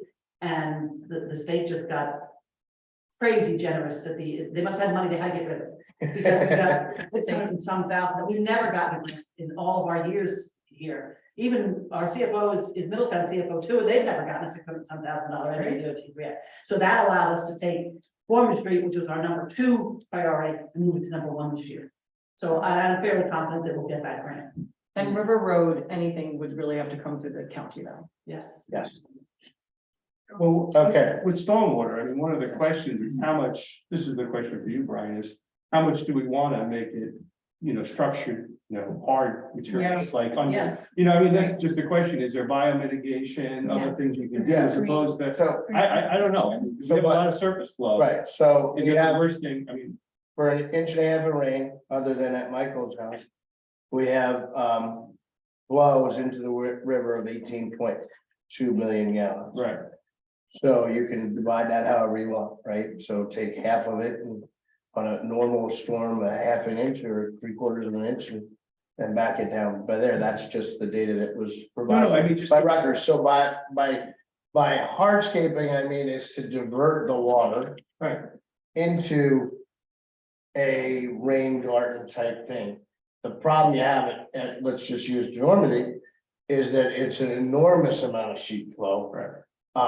That you would have to, you're beyond a rain garden and you're talking about bioretention. No, but the other So, side is, are you putting in storm drains and. Well, that's what they're, so that, here's the. Yes, storm drains and catch basins are great. We maintain them. There's a few that need to be cleaned out. We do it ourselves now in-house with the new street sweeper, has a suction hose in the back. That's fine. But as I've always used the analogy of the police, of the doctor and the lifeguard keeps coming out with the dead bodies and the doctor finally goes upstream and find out why they died. We have to try to eliminate, not eliminate, but to shrink that 18.2 million gallons. So if you can use hardscape along with a bio retention or rain guards, whatever we want to call them, that's the intent of us, right? To find that happy median. And maybe we cut it down by 20%, which is a huge cut. And it's a win. We can't sit here and say we're gonna eliminate it 100%. But when you go down to the worst I've seen was Maple Avenue and Red Bank. I mean, you should see I mean, even next to our house, Paradox. The flow is just astronomical when you go down. I'm just asking, because So I think that it's a combination of, yes, we still have to do hardscaping to a point, but we can do the hardscaping as a diversion into more of an environmental. I'm just saying, Water and Meyer in the west side of town goes into the upper end of Schwanker and Chippy's So Pond. Schwankers. So it's taking a lot longer to get to the river Right. than the stuff that's in a storm drain. I mean, it's something. Yes, if we could take every storm drain, right, and say, okay, we're gonna build a pond, Right. that'd be great. That would be Right? better. That would be better, because now you have a natural buffer Right. to, help filter the water, so on and so forth. Because there's only so much we can do, the solids we're doing with the Stormax. But the carrier being water is carrying the first flush, right? So if we didn't have rain for a month, Yeah. everything that builds up in those storm drains gets No, flushed. but it just sounds like to me, from my perspective, in say the west side of town, that Yes. doing more effort to have people do lawn discharge, to cut the flow down, and to retain the existing sheet flow we have and manage it well, If, might be the best solution as opposed to installing a and lot that of, goes, lot of catch basins. and that goes The problem to is- Brian and I working together, and we haven't gotten too far, and it's, Yeah. but Brian has to push me on it to get to the planning board and have the best practices, right? When you're redoing your gutters, you're putting a new roof on, make sure that the leaders go into the ground and not into the street. And we have all that in ordinance now. We do, Yes. okay, They still do. so, That would be something to share, like that might be maybe a green or like. that's a green team thing, so the more water we can retain on our Not property. everything's pushed off to the green team. I am, there's only a few of us that are actually working on the green team all the time, and we are very overworked and underpaid. I know. You're like, yeah. I was my husband's. But Also saying, like, we have to understand, so yes, one rainstorm at the end of Normandy is not gonna do it, but guess what is further down or up the road from Normandy? You could put rain gardens at all these pocket parks, 100%. and Right. McCarter, we wanted, and we Which is about applied for a rain garden from Anjac, we did not get it, but it was $1,500. How come we don't have that, like, put into, or wouldn't it be lovely if we did have that put into our budget every year? You're donating it. I'm also just asking, But we're gonna put in we just improved, add more rain gardens We around are. town to help kind of reduce the flows. We are. The flow. We are. What do you think? the thing is, we don't have a plan, like we're saying we are, but we're saying one here, one there, it's like, Right, but that. and the amount, and But we I can't. don't know about rate structure, but the amount of water that is in it wouldn't matter, they'd be flooded over. I mean, a rain garden wouldn't have stopped, wouldn't have helped. No. anybody. I mean, it wouldn't have. So that's why, like, we're saying we are, but we're not. There's no plan on where these rain gardens. Yes, there is. Well, It's on our website. Except that. There's 11 sites. That's not you can have a conference, instead of doing That's not catch true. basins and But sewer. we never use it and we never look at it And it's the not town part of- it's not part of our plan. Also, I'll remind Hold I on. remind you that the Fairhaven Yacht Works from a couple meetings ago, I mentioned that they gave, I believe it was $20,000 for a rain garden. So that money is presumably sitting there. So we have funding, at least in theory.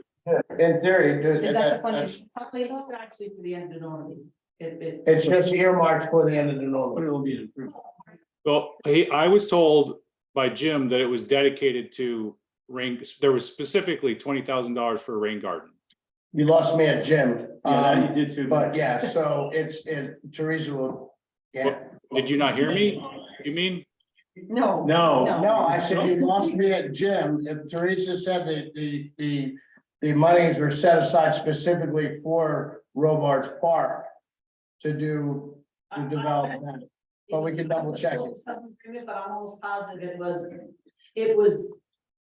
And John can back me up on this, it was specifically stated for Or that. Robards Park. If I'm not mistaken. But let's find out, because that's a good tidbit, it's a good chunk of change. And then I guess it all circles back to next steps to getting that thing done. We need to get the drawings. And so how do we? We're working on that. So there was some other funding, Yeah. Okay. it is something that has come up, but, We fired you up. why? Thank you so much.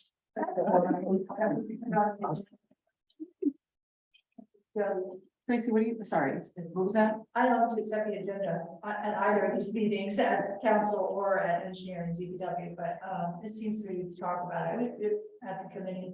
So we can maybe get this on the agenda for. No, I don't set the agenda. I can't. Not you, I'm just saying, is that something that we can Well, get you done? can communicate with the governing body through memorandum and through your liaison. Okay. So that's something we want to do?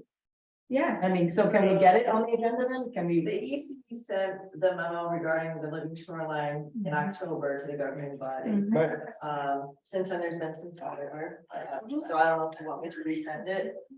If we could resend it and try to get on the agenda, I think that would be great.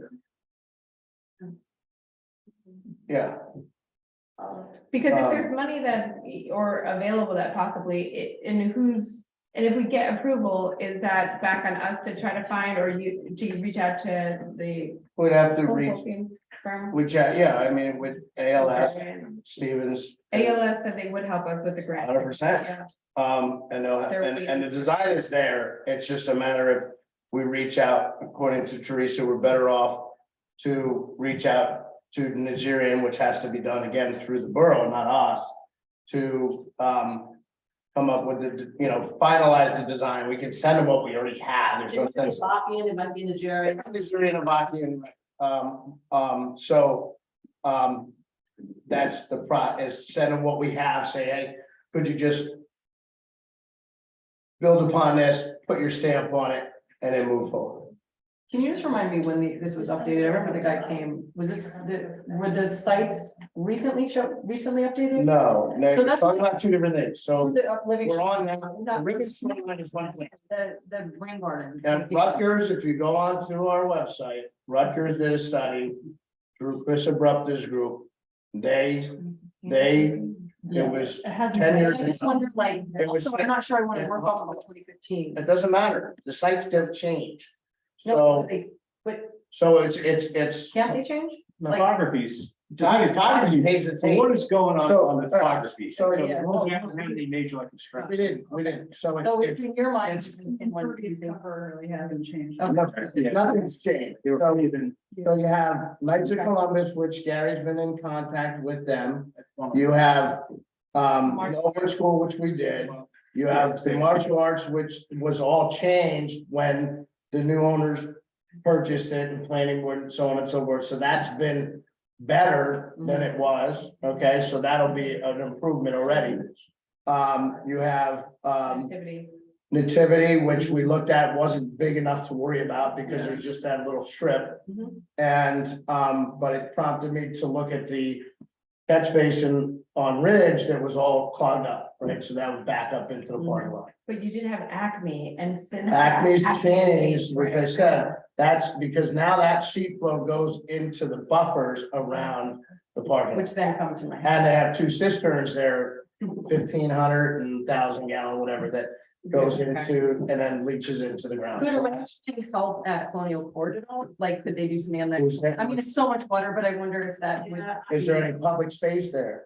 Design that Kevin Hughes has done is designed to do it, So, supposedly more than a rain garden. Right. And I'm not an expert there. I will say this, I know people who live on Colonial Court don't want to hear this, but I have tapes from 10 years ago when it was much worse than it was Yes. even this latest one. so So the improvements that have been made there. I I I was with Kevin and his wife 2 weekends ago.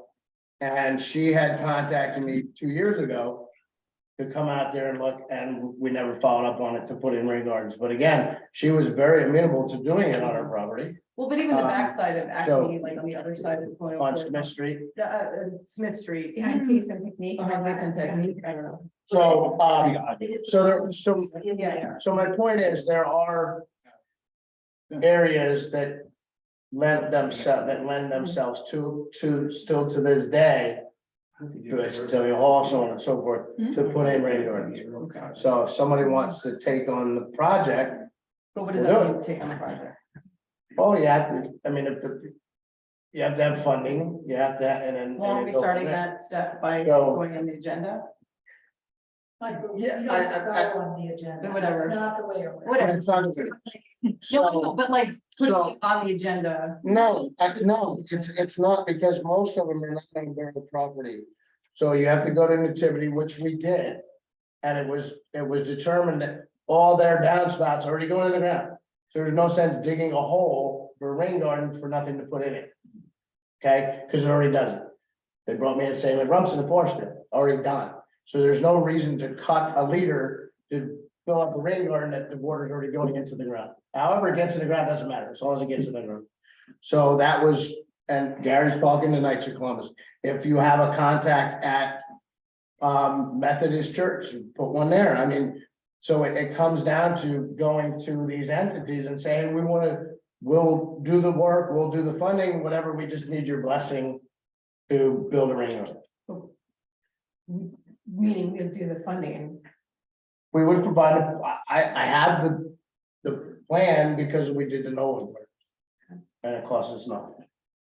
Because we got a grant, but you're not talking, it's not a big, but it's not a big money item. Especially if you get volunteers to help or local businesses that, you know, do excavation or provide, you know, whether it's risers, whatever, to provide the media to put in it, right? So it's a little bit of stone, a little bit of gravel and build it up, and then you put your wood chips in there, whatever we use, and you go to Pinelands Nursery and pick up some plants. So, and this is maybe something that we can think about as like the entity of the green team, I mean, of the environmental commission and with our budget, but for instance, so we put in time and effort into the ANJAC grant for $1,500. We did not get that, and that was for a rain garden at McCarter Pond. Right. Something, if it's not much funding, perhaps the EC should fund or take care of a rain garden per year. Maybe that's a good way to have an impact on the community. Since it's, you know, and that can be what we do. Yeah. Want to do one at McCarter's, we'll do one at McCarter's. You know, or we're on the list or something, but I think that that might be a great way to put what we are for into action and also to help the stormwater management, like in whatever capacity we can. Mhm. Yeah, if we're getting money every year, I mean, that should be on our line. Right, I mean, you know, If we have that as a priority to do one a year, and it costs us $2,000. could be team building. You know, community effort. No, I think, no, because you tap into Boy Scout, the scouts, you tap into the Noble Green Team, so on and so forth. It's easy to get bodies to do it. It's one, and it's easy to design them. That's not rotten. None of it. It's a small depression in the earth that you put And so, some media in it and some plants around it. It's not, right, and we're so not building. close to that and speaking, I did not talk, but failed to mention this in our green team update, but we did have Chris Abrada's team from Rutgers, an engineer, just look briefly at Sickles School. Because we have a rain garden at Knollwood, but now with the new construction there, and did pinpoint an area right in the top where it comes right off the new slab. So we are hoping to provide that to the school, but that could also be a collaborative effort project, Whoever passed the Sickles School engineering and especially stormwater really hosed the neighbors behind them, i.e. Our Borough parking lot and Fairwoods. Because it's like a swimming pool back there now, and it was never like that before, so yes, that has to be addressed. But again, it's the school, so we have to get together with, which is easy to do because we already did. Yeah. Superintendent's 100% behind it, no problem. The new business administrator is a friend of mine, it's not a problem. And they are open to getting the recommendations for stormwater management prior to Yes. developing a landscape plan, which I think is a great first step. And So- yeah, 100%, the big thing is where's the water coming from? If it's, we have to go over and look at it, Okay. we're not, again, it's counterproductive to cut a leader Right, to have it go into a rain garden because we want to build a rain. I get it. Yeah. Completely. Alright. Okay. Navigate River, or no, Gary, we beat up rain gardens enough? Is there any, have you talked to anybody? I mean, that's kind of on there, as a Mhm. placeholder, like you said, that they want to get 2024. more money for it, and incorporating in like an overall site improvement. And it should be, so and that brings up the point is, whenever there's a site change or improvement, it should incorporate a rain garden, some kind of natural element to address stormwater. Gary, do you want me to take that off the agenda until I hear from you? That they're Yeah, okay, or probably. Yeah, all right. Navigate River meet. So, it was brought to my attention by Stephanie Adams, through Clean Ocean Action, that there's an issue that we weren't aware of because it's not one of our data points that we test by the, they call it Shooter Yacht Club Beach. So of course I reached out right away to TRWRA because their pipe is there. And I reached out to the NJDEP Bureau of Water Management, and Quality or whatever it is.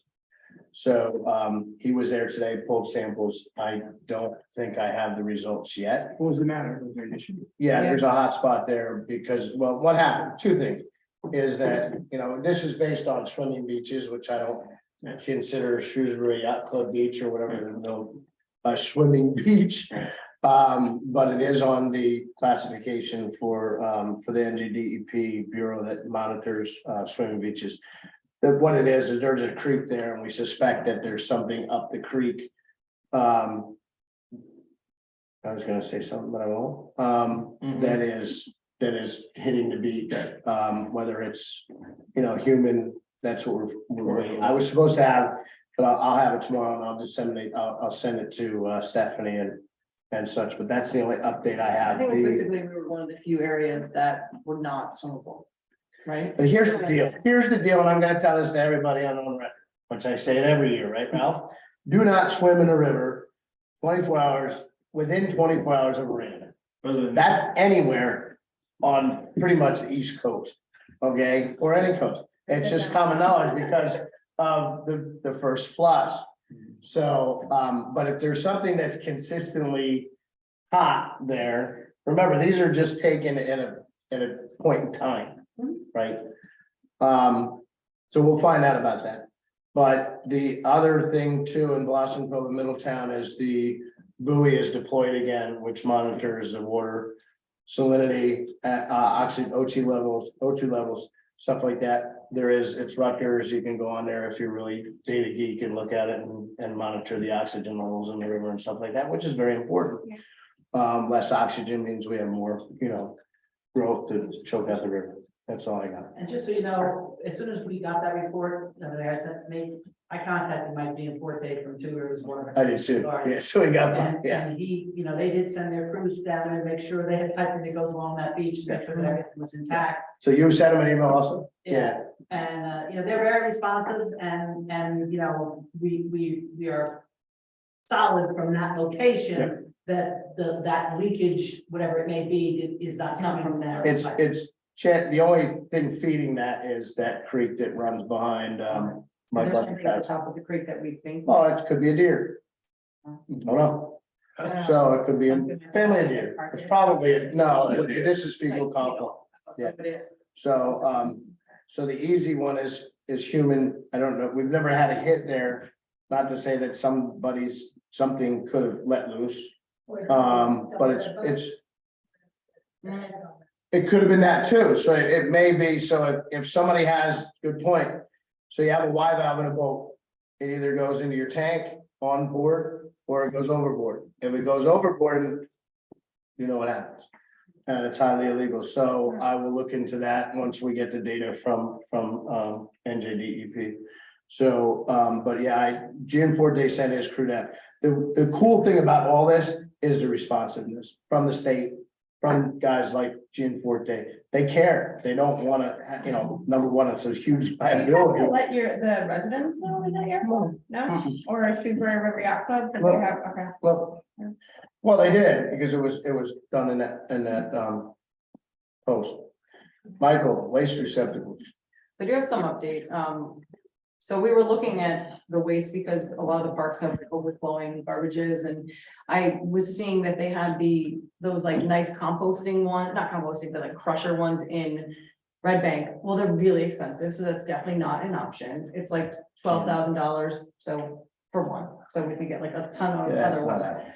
So I'm starting to look, and I did talk to Betty Ann today, just to maybe get an idea from DPW of like how many receptacles we do currently have. And really identify where some of the bad spots are, which I sort of know offhand, but I want to kind of do a better analysis of that. I would love to have more recycling ones, I think, too. So I'm kind of in still the beginning phases. My first idea was definitely not happening. There are cool things about it, but for a small town like us to pay for something like that, and we probably don't produce enough garbage to really make it worth it, but it's cool. I mean, they do, after like 4 crunches, they give you an indication that it's full, like an automatic notification. I mean, there are some cool aspects, but it doesn't really make sense for us. But I do think that it is worth to keep looking into some other options and seeing. I know that they do a report, or they have to do analysis every year, and they order from the company. And Betty Ann was saying that the company has the garbage cans because they pick them up with the machines, but in the parks, they do have to get out and pull them. So it might be an option maybe for the parks to evaluate some of our options there. But Why do we need a different trash receptacle? Right in here, DJ looked and I looked at those compact posting ones, in great detail last year. And I even have clean communities monies available if we wanted to purchase one. But at the end of the day, it was, the technology was such, we don't have we don't do trash in house anymore. So, our designated spots for where they picked up cans are by contract what they are. yeah, And we met last week, DJ, Rich and I, and Dave Carl looked at Fairhaven Fields at large, and some of what we talked about was, where does it make sense to have these cans? Because we only have so many, and does sticking one in the dugout make sense? So they do have an inventory now where all the cans are, so, and we are looking at those locations. And we did last year, we did bring, extra resources in from DPW and empty them, on the weekend or at least Friday after work or first thing Monday morning. So we are monitoring that and doing our best to keep up with it. And I mean, I've it's had hard. It's way less complaints than this year so far that we've had. it just kind of I have to say, like, I haven't noticed it as much this year. Last year seemed Yeah. like weirdly. And I walked Fairhaven Fields the other day because I was there every day and I went down to Ford if we ever worked on there. Yeah. I mean, I must have picked up 15 things myself, people that, and the biggest culprit we have, as Gracie said, is pizza boxes, because when they put them in those cans. You're right, yeah. It, Don't fit.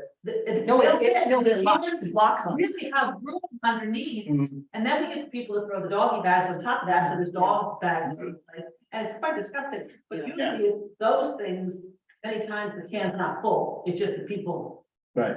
you know. put Being them in. Teresa, have we talked about, or have you guys looked into any, it's kind of weird, but like dog receptacle, like to throw out just dog food? They won't use them.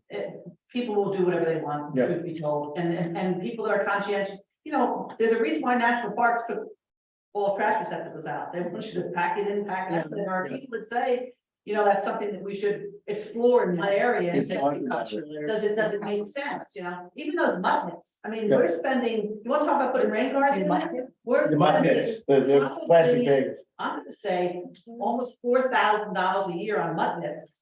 And people are putting their, you know, cold cuts in them, I don't know how many. Well, they're probably taking them and bringing them home, so I don't know. But, you know, I said to myself, should we take those out? Is it really helping us at all? Yeah. So, you know, those are the things that you look and you say to yourself, you know, what makes sense, and you know, sometimes it's a very small percentage of the population that's really causing an issue. Yep. Because most people follow the rules. It Yeah. only takes a Is it small number. worth it to have signs made that say like what you take in, you take out essentially, or whatever? People Nah. don't read. They don't read. No. Can we add some more? It's that time of year. Can we add a couple of cans at the dock? We have the two round ones, midway out. There's Yeah, nothing at the end, but there are, I know that there's. I think there's four, there's 2 and 2 at the foot of the dock. I'll send the DJ an email and make sure that he. And then- That. The other thing I noticed today when I was down there, I had a health inspector come from Monmouth County to help inspect my camp. I'm like, I'm on a dock. It wouldn't be the health, Monmouth It County. was Monmouth County Health Department. No, So- it was Monmouth Regional Health Commission. We're not serviced by Monmouth County Health It Department. was for my camp. It's still. No, because I'm licensed with the staff, whoever, it was, doesn't matter. Yeah, So we went down there, but I noticed that the screen's not there anymore that we put in. What happened to that? What screen? Do we know? I'll talk to your neighbor under the at fence. the dock. And so we did the dock, we did a pilot project because people Yeah. somebody don't come- realize that the wind blows a little bit and their baggies go in right into the river. So there was a way to block that off. It's not there anymore. Somebody probably kicked it out. So I was sitting there. Probably. I was guessing. Well, it would have been, yeah, it floats. So Regarding waste receptacles too, weren't we also talking about the lack of recycling bins on the downtown area? Right? Yes. And so, Yeah. right, and is there a reason for that? Especially near Acme, like, I mean, I get a lot of trash in my yard just from. We don't have, in our current trash contract, there is no provision to pick up recycling items. Other than what's already in, you know, I'm talking about public. ones. Yeah. Yeah. If you wheel them out like businesses Yeah. do for regular. the recycling, Acme's pick up. private. Is that something we But might but even consider? just like downtown, like, you know, walking to and fro, like in Lupo Saying we area. we don't have a contract That's with them not to pick them to up. pick them up. Right. Aren't there waste receptacles or are there not? I guess that's There's different. waste receptacles, waste but in- not in the recycling. bid, we have exactly what's It's separate. done. Is that that pizza something- boxes to go in the recycling? Now they can, yes. Actually, pizza boxes are not recycled. No, they changed it. They changed it. It doesn't. have to- They used to be. Oh, that's, there's. ATM has to educate it. Well, yeah. No, I know. I mean, it's very interesting. The pizza boxes and. Actually, it should be. Might be something to consider. All right. And maybe make it clear, like, Clean. go to your pizza box. No. Oh, No, we just went down and visited the recycling place. I told they you take that. pizza box. No, like, 6 months ago. I thought they said. No, They told me clean pizza box. Reese's, okay. it doesn't matter. So Brian, also, Yes. give an update from planning board, please. Yeah, so the main topic for the planning board that intersects with the EC is the DPW renovation. Councilman Libera is sort of leading the charge on that. He had a open house, a couple open houses for the public I went to one of them. I think some of the people on the EC were also there when I was there. Most of the feedback they were soliciting was around the fit and finish and what it looks like and how big the fence is going to be and what the fence is made out of and those types of things. What I'm focused on, and there were several people talking about it, was making sure that we think ahead for ways that increase the amount of recycling that can happen. So there's two things that I picked up on. One was a way to make sure that the cardboard stays dry. Once it gets wet, apparently it's hard to recycle or impossible to recycle. And then the other one, I didn't realize this, but people apparently just throw their Amazon boxes at the site with the styrofoam in them and not broken down, which is sort of amazing to me, but apparently people do that. So they're talking about some enforcement with cameras and things. But then also there was a discussion about using maybe, I think it was Middletown that has some styrofoam recycling more capacity than what we have. So that's what I'm focused on, trying to make sure that those things get home. Thanks, Brian. Yes, Middletown does, but they don't accept it from out of town residents. They do, but I don't know, the question I think came up was, would they accept it from a town? If Yeah. they haven't had a collection, is there a Fairhaven bring it there? And I Private think individual can, but not a town. Yeah, so Right, that's what I meant, something yeah. to explore. Thanks, Brian. Council update from Councilwoman Cole. Yes, Mr. Chairman, the council met on Monday and all the matters discussed, and I remember everything, but the one that I think it comes to mind that would be most relevant for the environmental commission was the discussion around an open space tax. And if some of you know what this is, I don't have to go into it, but it would basically be a tax. Well, let me frame it correctly. The council had a conversation about whether or not to vote to allow an open space tax to go to referendum, because it's a decision that's made by residents. The referendum is your opportunity to say yes or no to something that will apply to everyone who lives here. So, and in this case, the referendum would be for a tax. A 1%. People do 1, 2, 3. The discussion was about whether it could be lower than 1, or whether or not. Generally, the takeaway was there's no appetite to do this.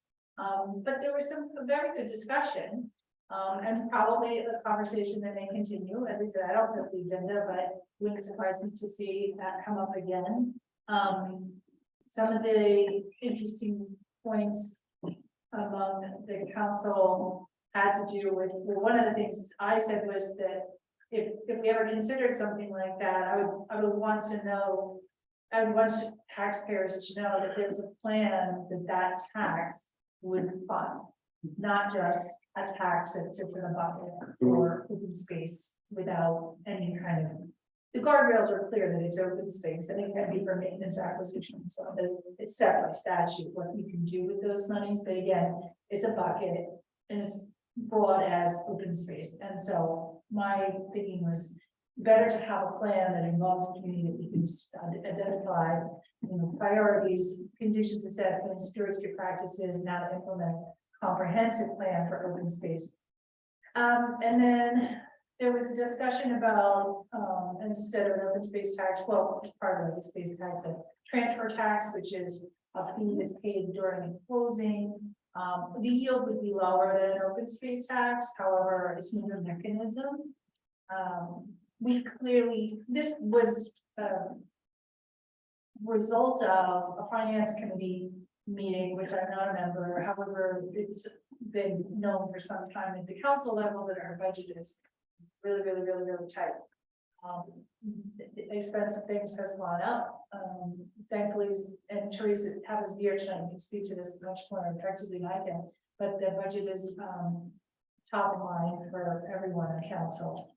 And so in terms of the open space tax, though, the reason it's relevant in terms of the environmental commission is because we clearly have a beautiful array of natural resources in a town as small as ours. We're blessed between bird sanctuaries and you know, wetlands and lovely natural corridors and trails and wooded areas. We've really got a nice array of potential amenities, but they've gone unmaintained, for the most part, with these, you know, there are exceptions, of course, the natural area and, anyway, there are several that are getting some attention, but many more that don't get any attention, which is not uncommon, but that would be the thinking behind the open space tax. Teresa, do you want to talk about the budget briefly? To explain how it came to the governing body? The state of New Jersey sets 2 caps annually for your budget. One's the levy cap, which is how much your taxes can go up, and we don't really have a problem with the levy cap. Generally speaking, it's 2%, and usually can stay below that. But there's an appropriations cap, a cap, and that's how much you're spending. So if your budget was $100 this year and the appropriation cap is 3.5%, you know, you can only go up 3.5%. So it really comes down to the fact that all costs are rising, and we used to be able to, we are able to bank what you don't use in the prior year, but it catches up to you as you use your cap bank, and we had to use a significant amount of it for a co-litigation a few years ago, where we had to do an emergency appropriation of $150,000. So this year, you know, we pretty much had our heads up against the cap bank, and you're going to continue to see that for the next several years. And so I'm a big proponent of space tax. I make no bones about it. I think it would be a very positive thing for the borough of Fairhaven. We have 100 acres of open space, and you know, it has to be maintained. And that referendum gives the taxpayers the ability to say, I mean, the governing body can tax you anyway. They don't need your permission. They can do so. But if you're a resident, you know that 1%, which in Fairhaven this year would be $273,000, has to only be used for open space, and you believe in open space, whether it's your rivers or your, you know, parks or you name it. It can be used for acquisition, maintenance, anything. But it gives us a pool of money to take outside of the current fund budget that's not in the cap. So projects that you're looking to fund, you can do so. And then the other piece of it is, if you wanted to fund a lot of projects at once, and you want to take on debt for that, when you issue debt, bondholders know you have an open space tax, that's going to pay interest and principal. That in of itself is, you know, so 22 out of 53 towns in Monmouth County have an open space tax, and many of them have raised it. It started at a penny, they went to 2, they went to 3, because, you know, it's been helpful. But it's just something that the finance committees asked the governing body to look at as a way to help maintain our open space areas and give us some cap relief. And I'm just going to say, I sit on the finance committee, and I want to say that we spent a lot of effort on capital improvements in this town. The problem is the unevenness. Some things have been maintained, some things haven't been maintained. We have a turf field at McCarter Park, and we have a collapsing bulkhead at the end of, you know, so it's been a challenge to keep people on target, to do the things in order and keep maintenance up.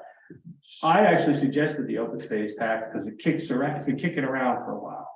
But things like buying a street sweeper, I fought the street sweeper for 10, 15 years, just because I don't like it. It's just, how much, 400,000? How much was it when I walked out the door? $400,000. And then you have maintenance and operation, and you've got to always make hard choices.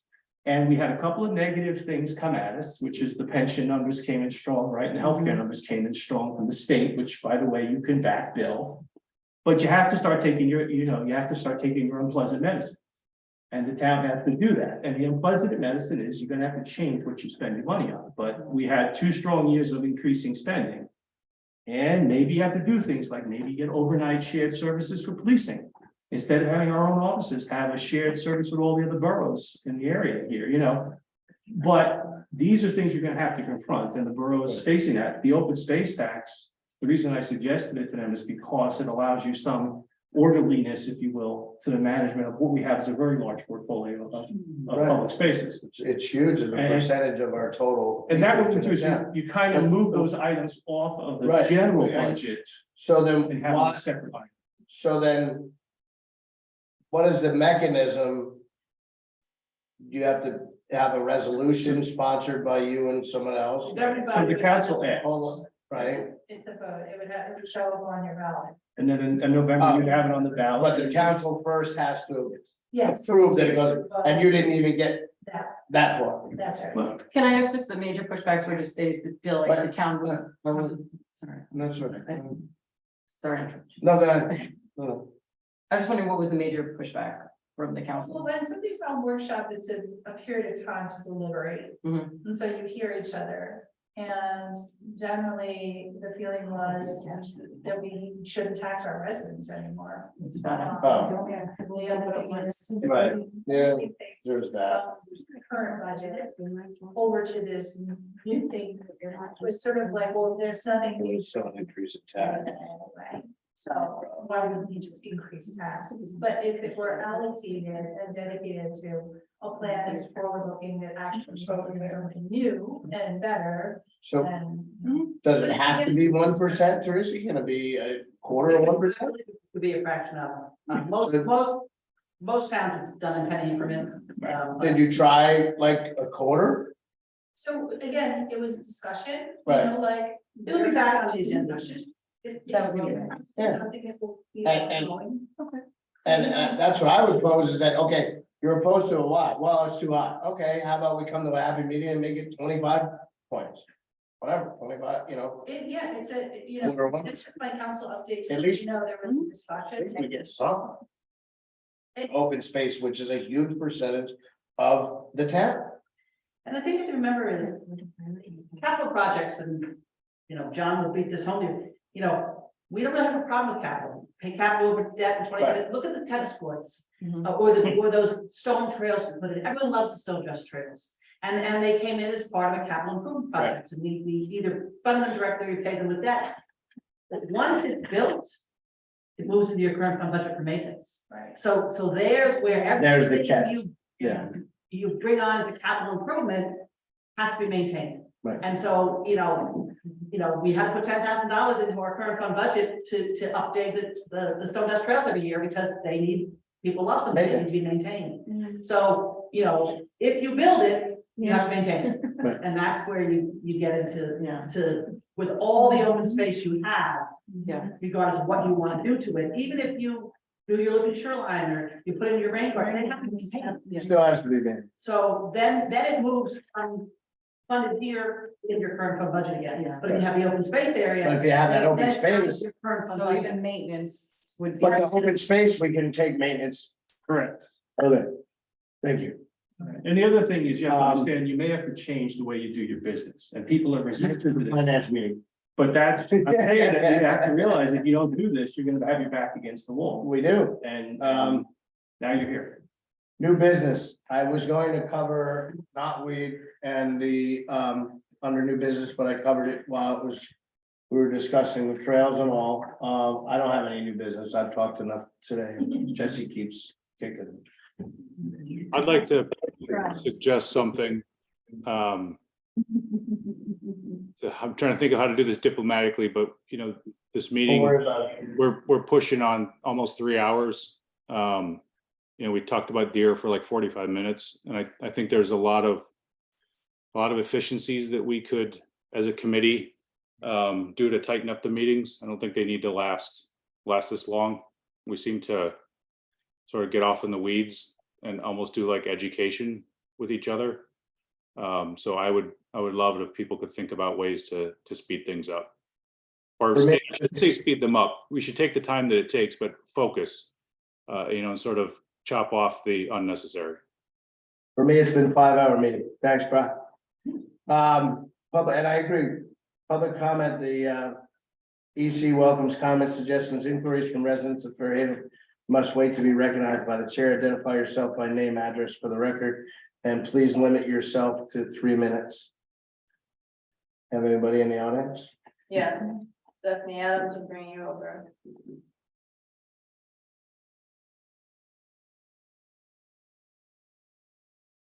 There you go. All right. You're muted. Steph, you're muted. Yeah, you brought me in as a panelist, but that's okay. Doesn't matter. Just a quick comment. I don't know if any of you saw on Facebook just regarding waste. There was apparently there's been a lot of hooks and lines being left at McCarter Pond. I don't know if this is something recent. I don't know if it was because of the fishing derby, but there was a lot of complaints on Peninsula Dog. A dog got hooked, all kinds of issues. Anyway, I don't know if there is a specific receptacle that we could put there that is specifically made for hooks and lines so that the kids, maybe with a big sign so that they don't just leave them on the ground. That's it. Thanks. Saw that post, and as long as people are fishing there, you're gonna have hooks and lines, and it can go into a regular receptacle. And it's just happens, and it's unfortunate.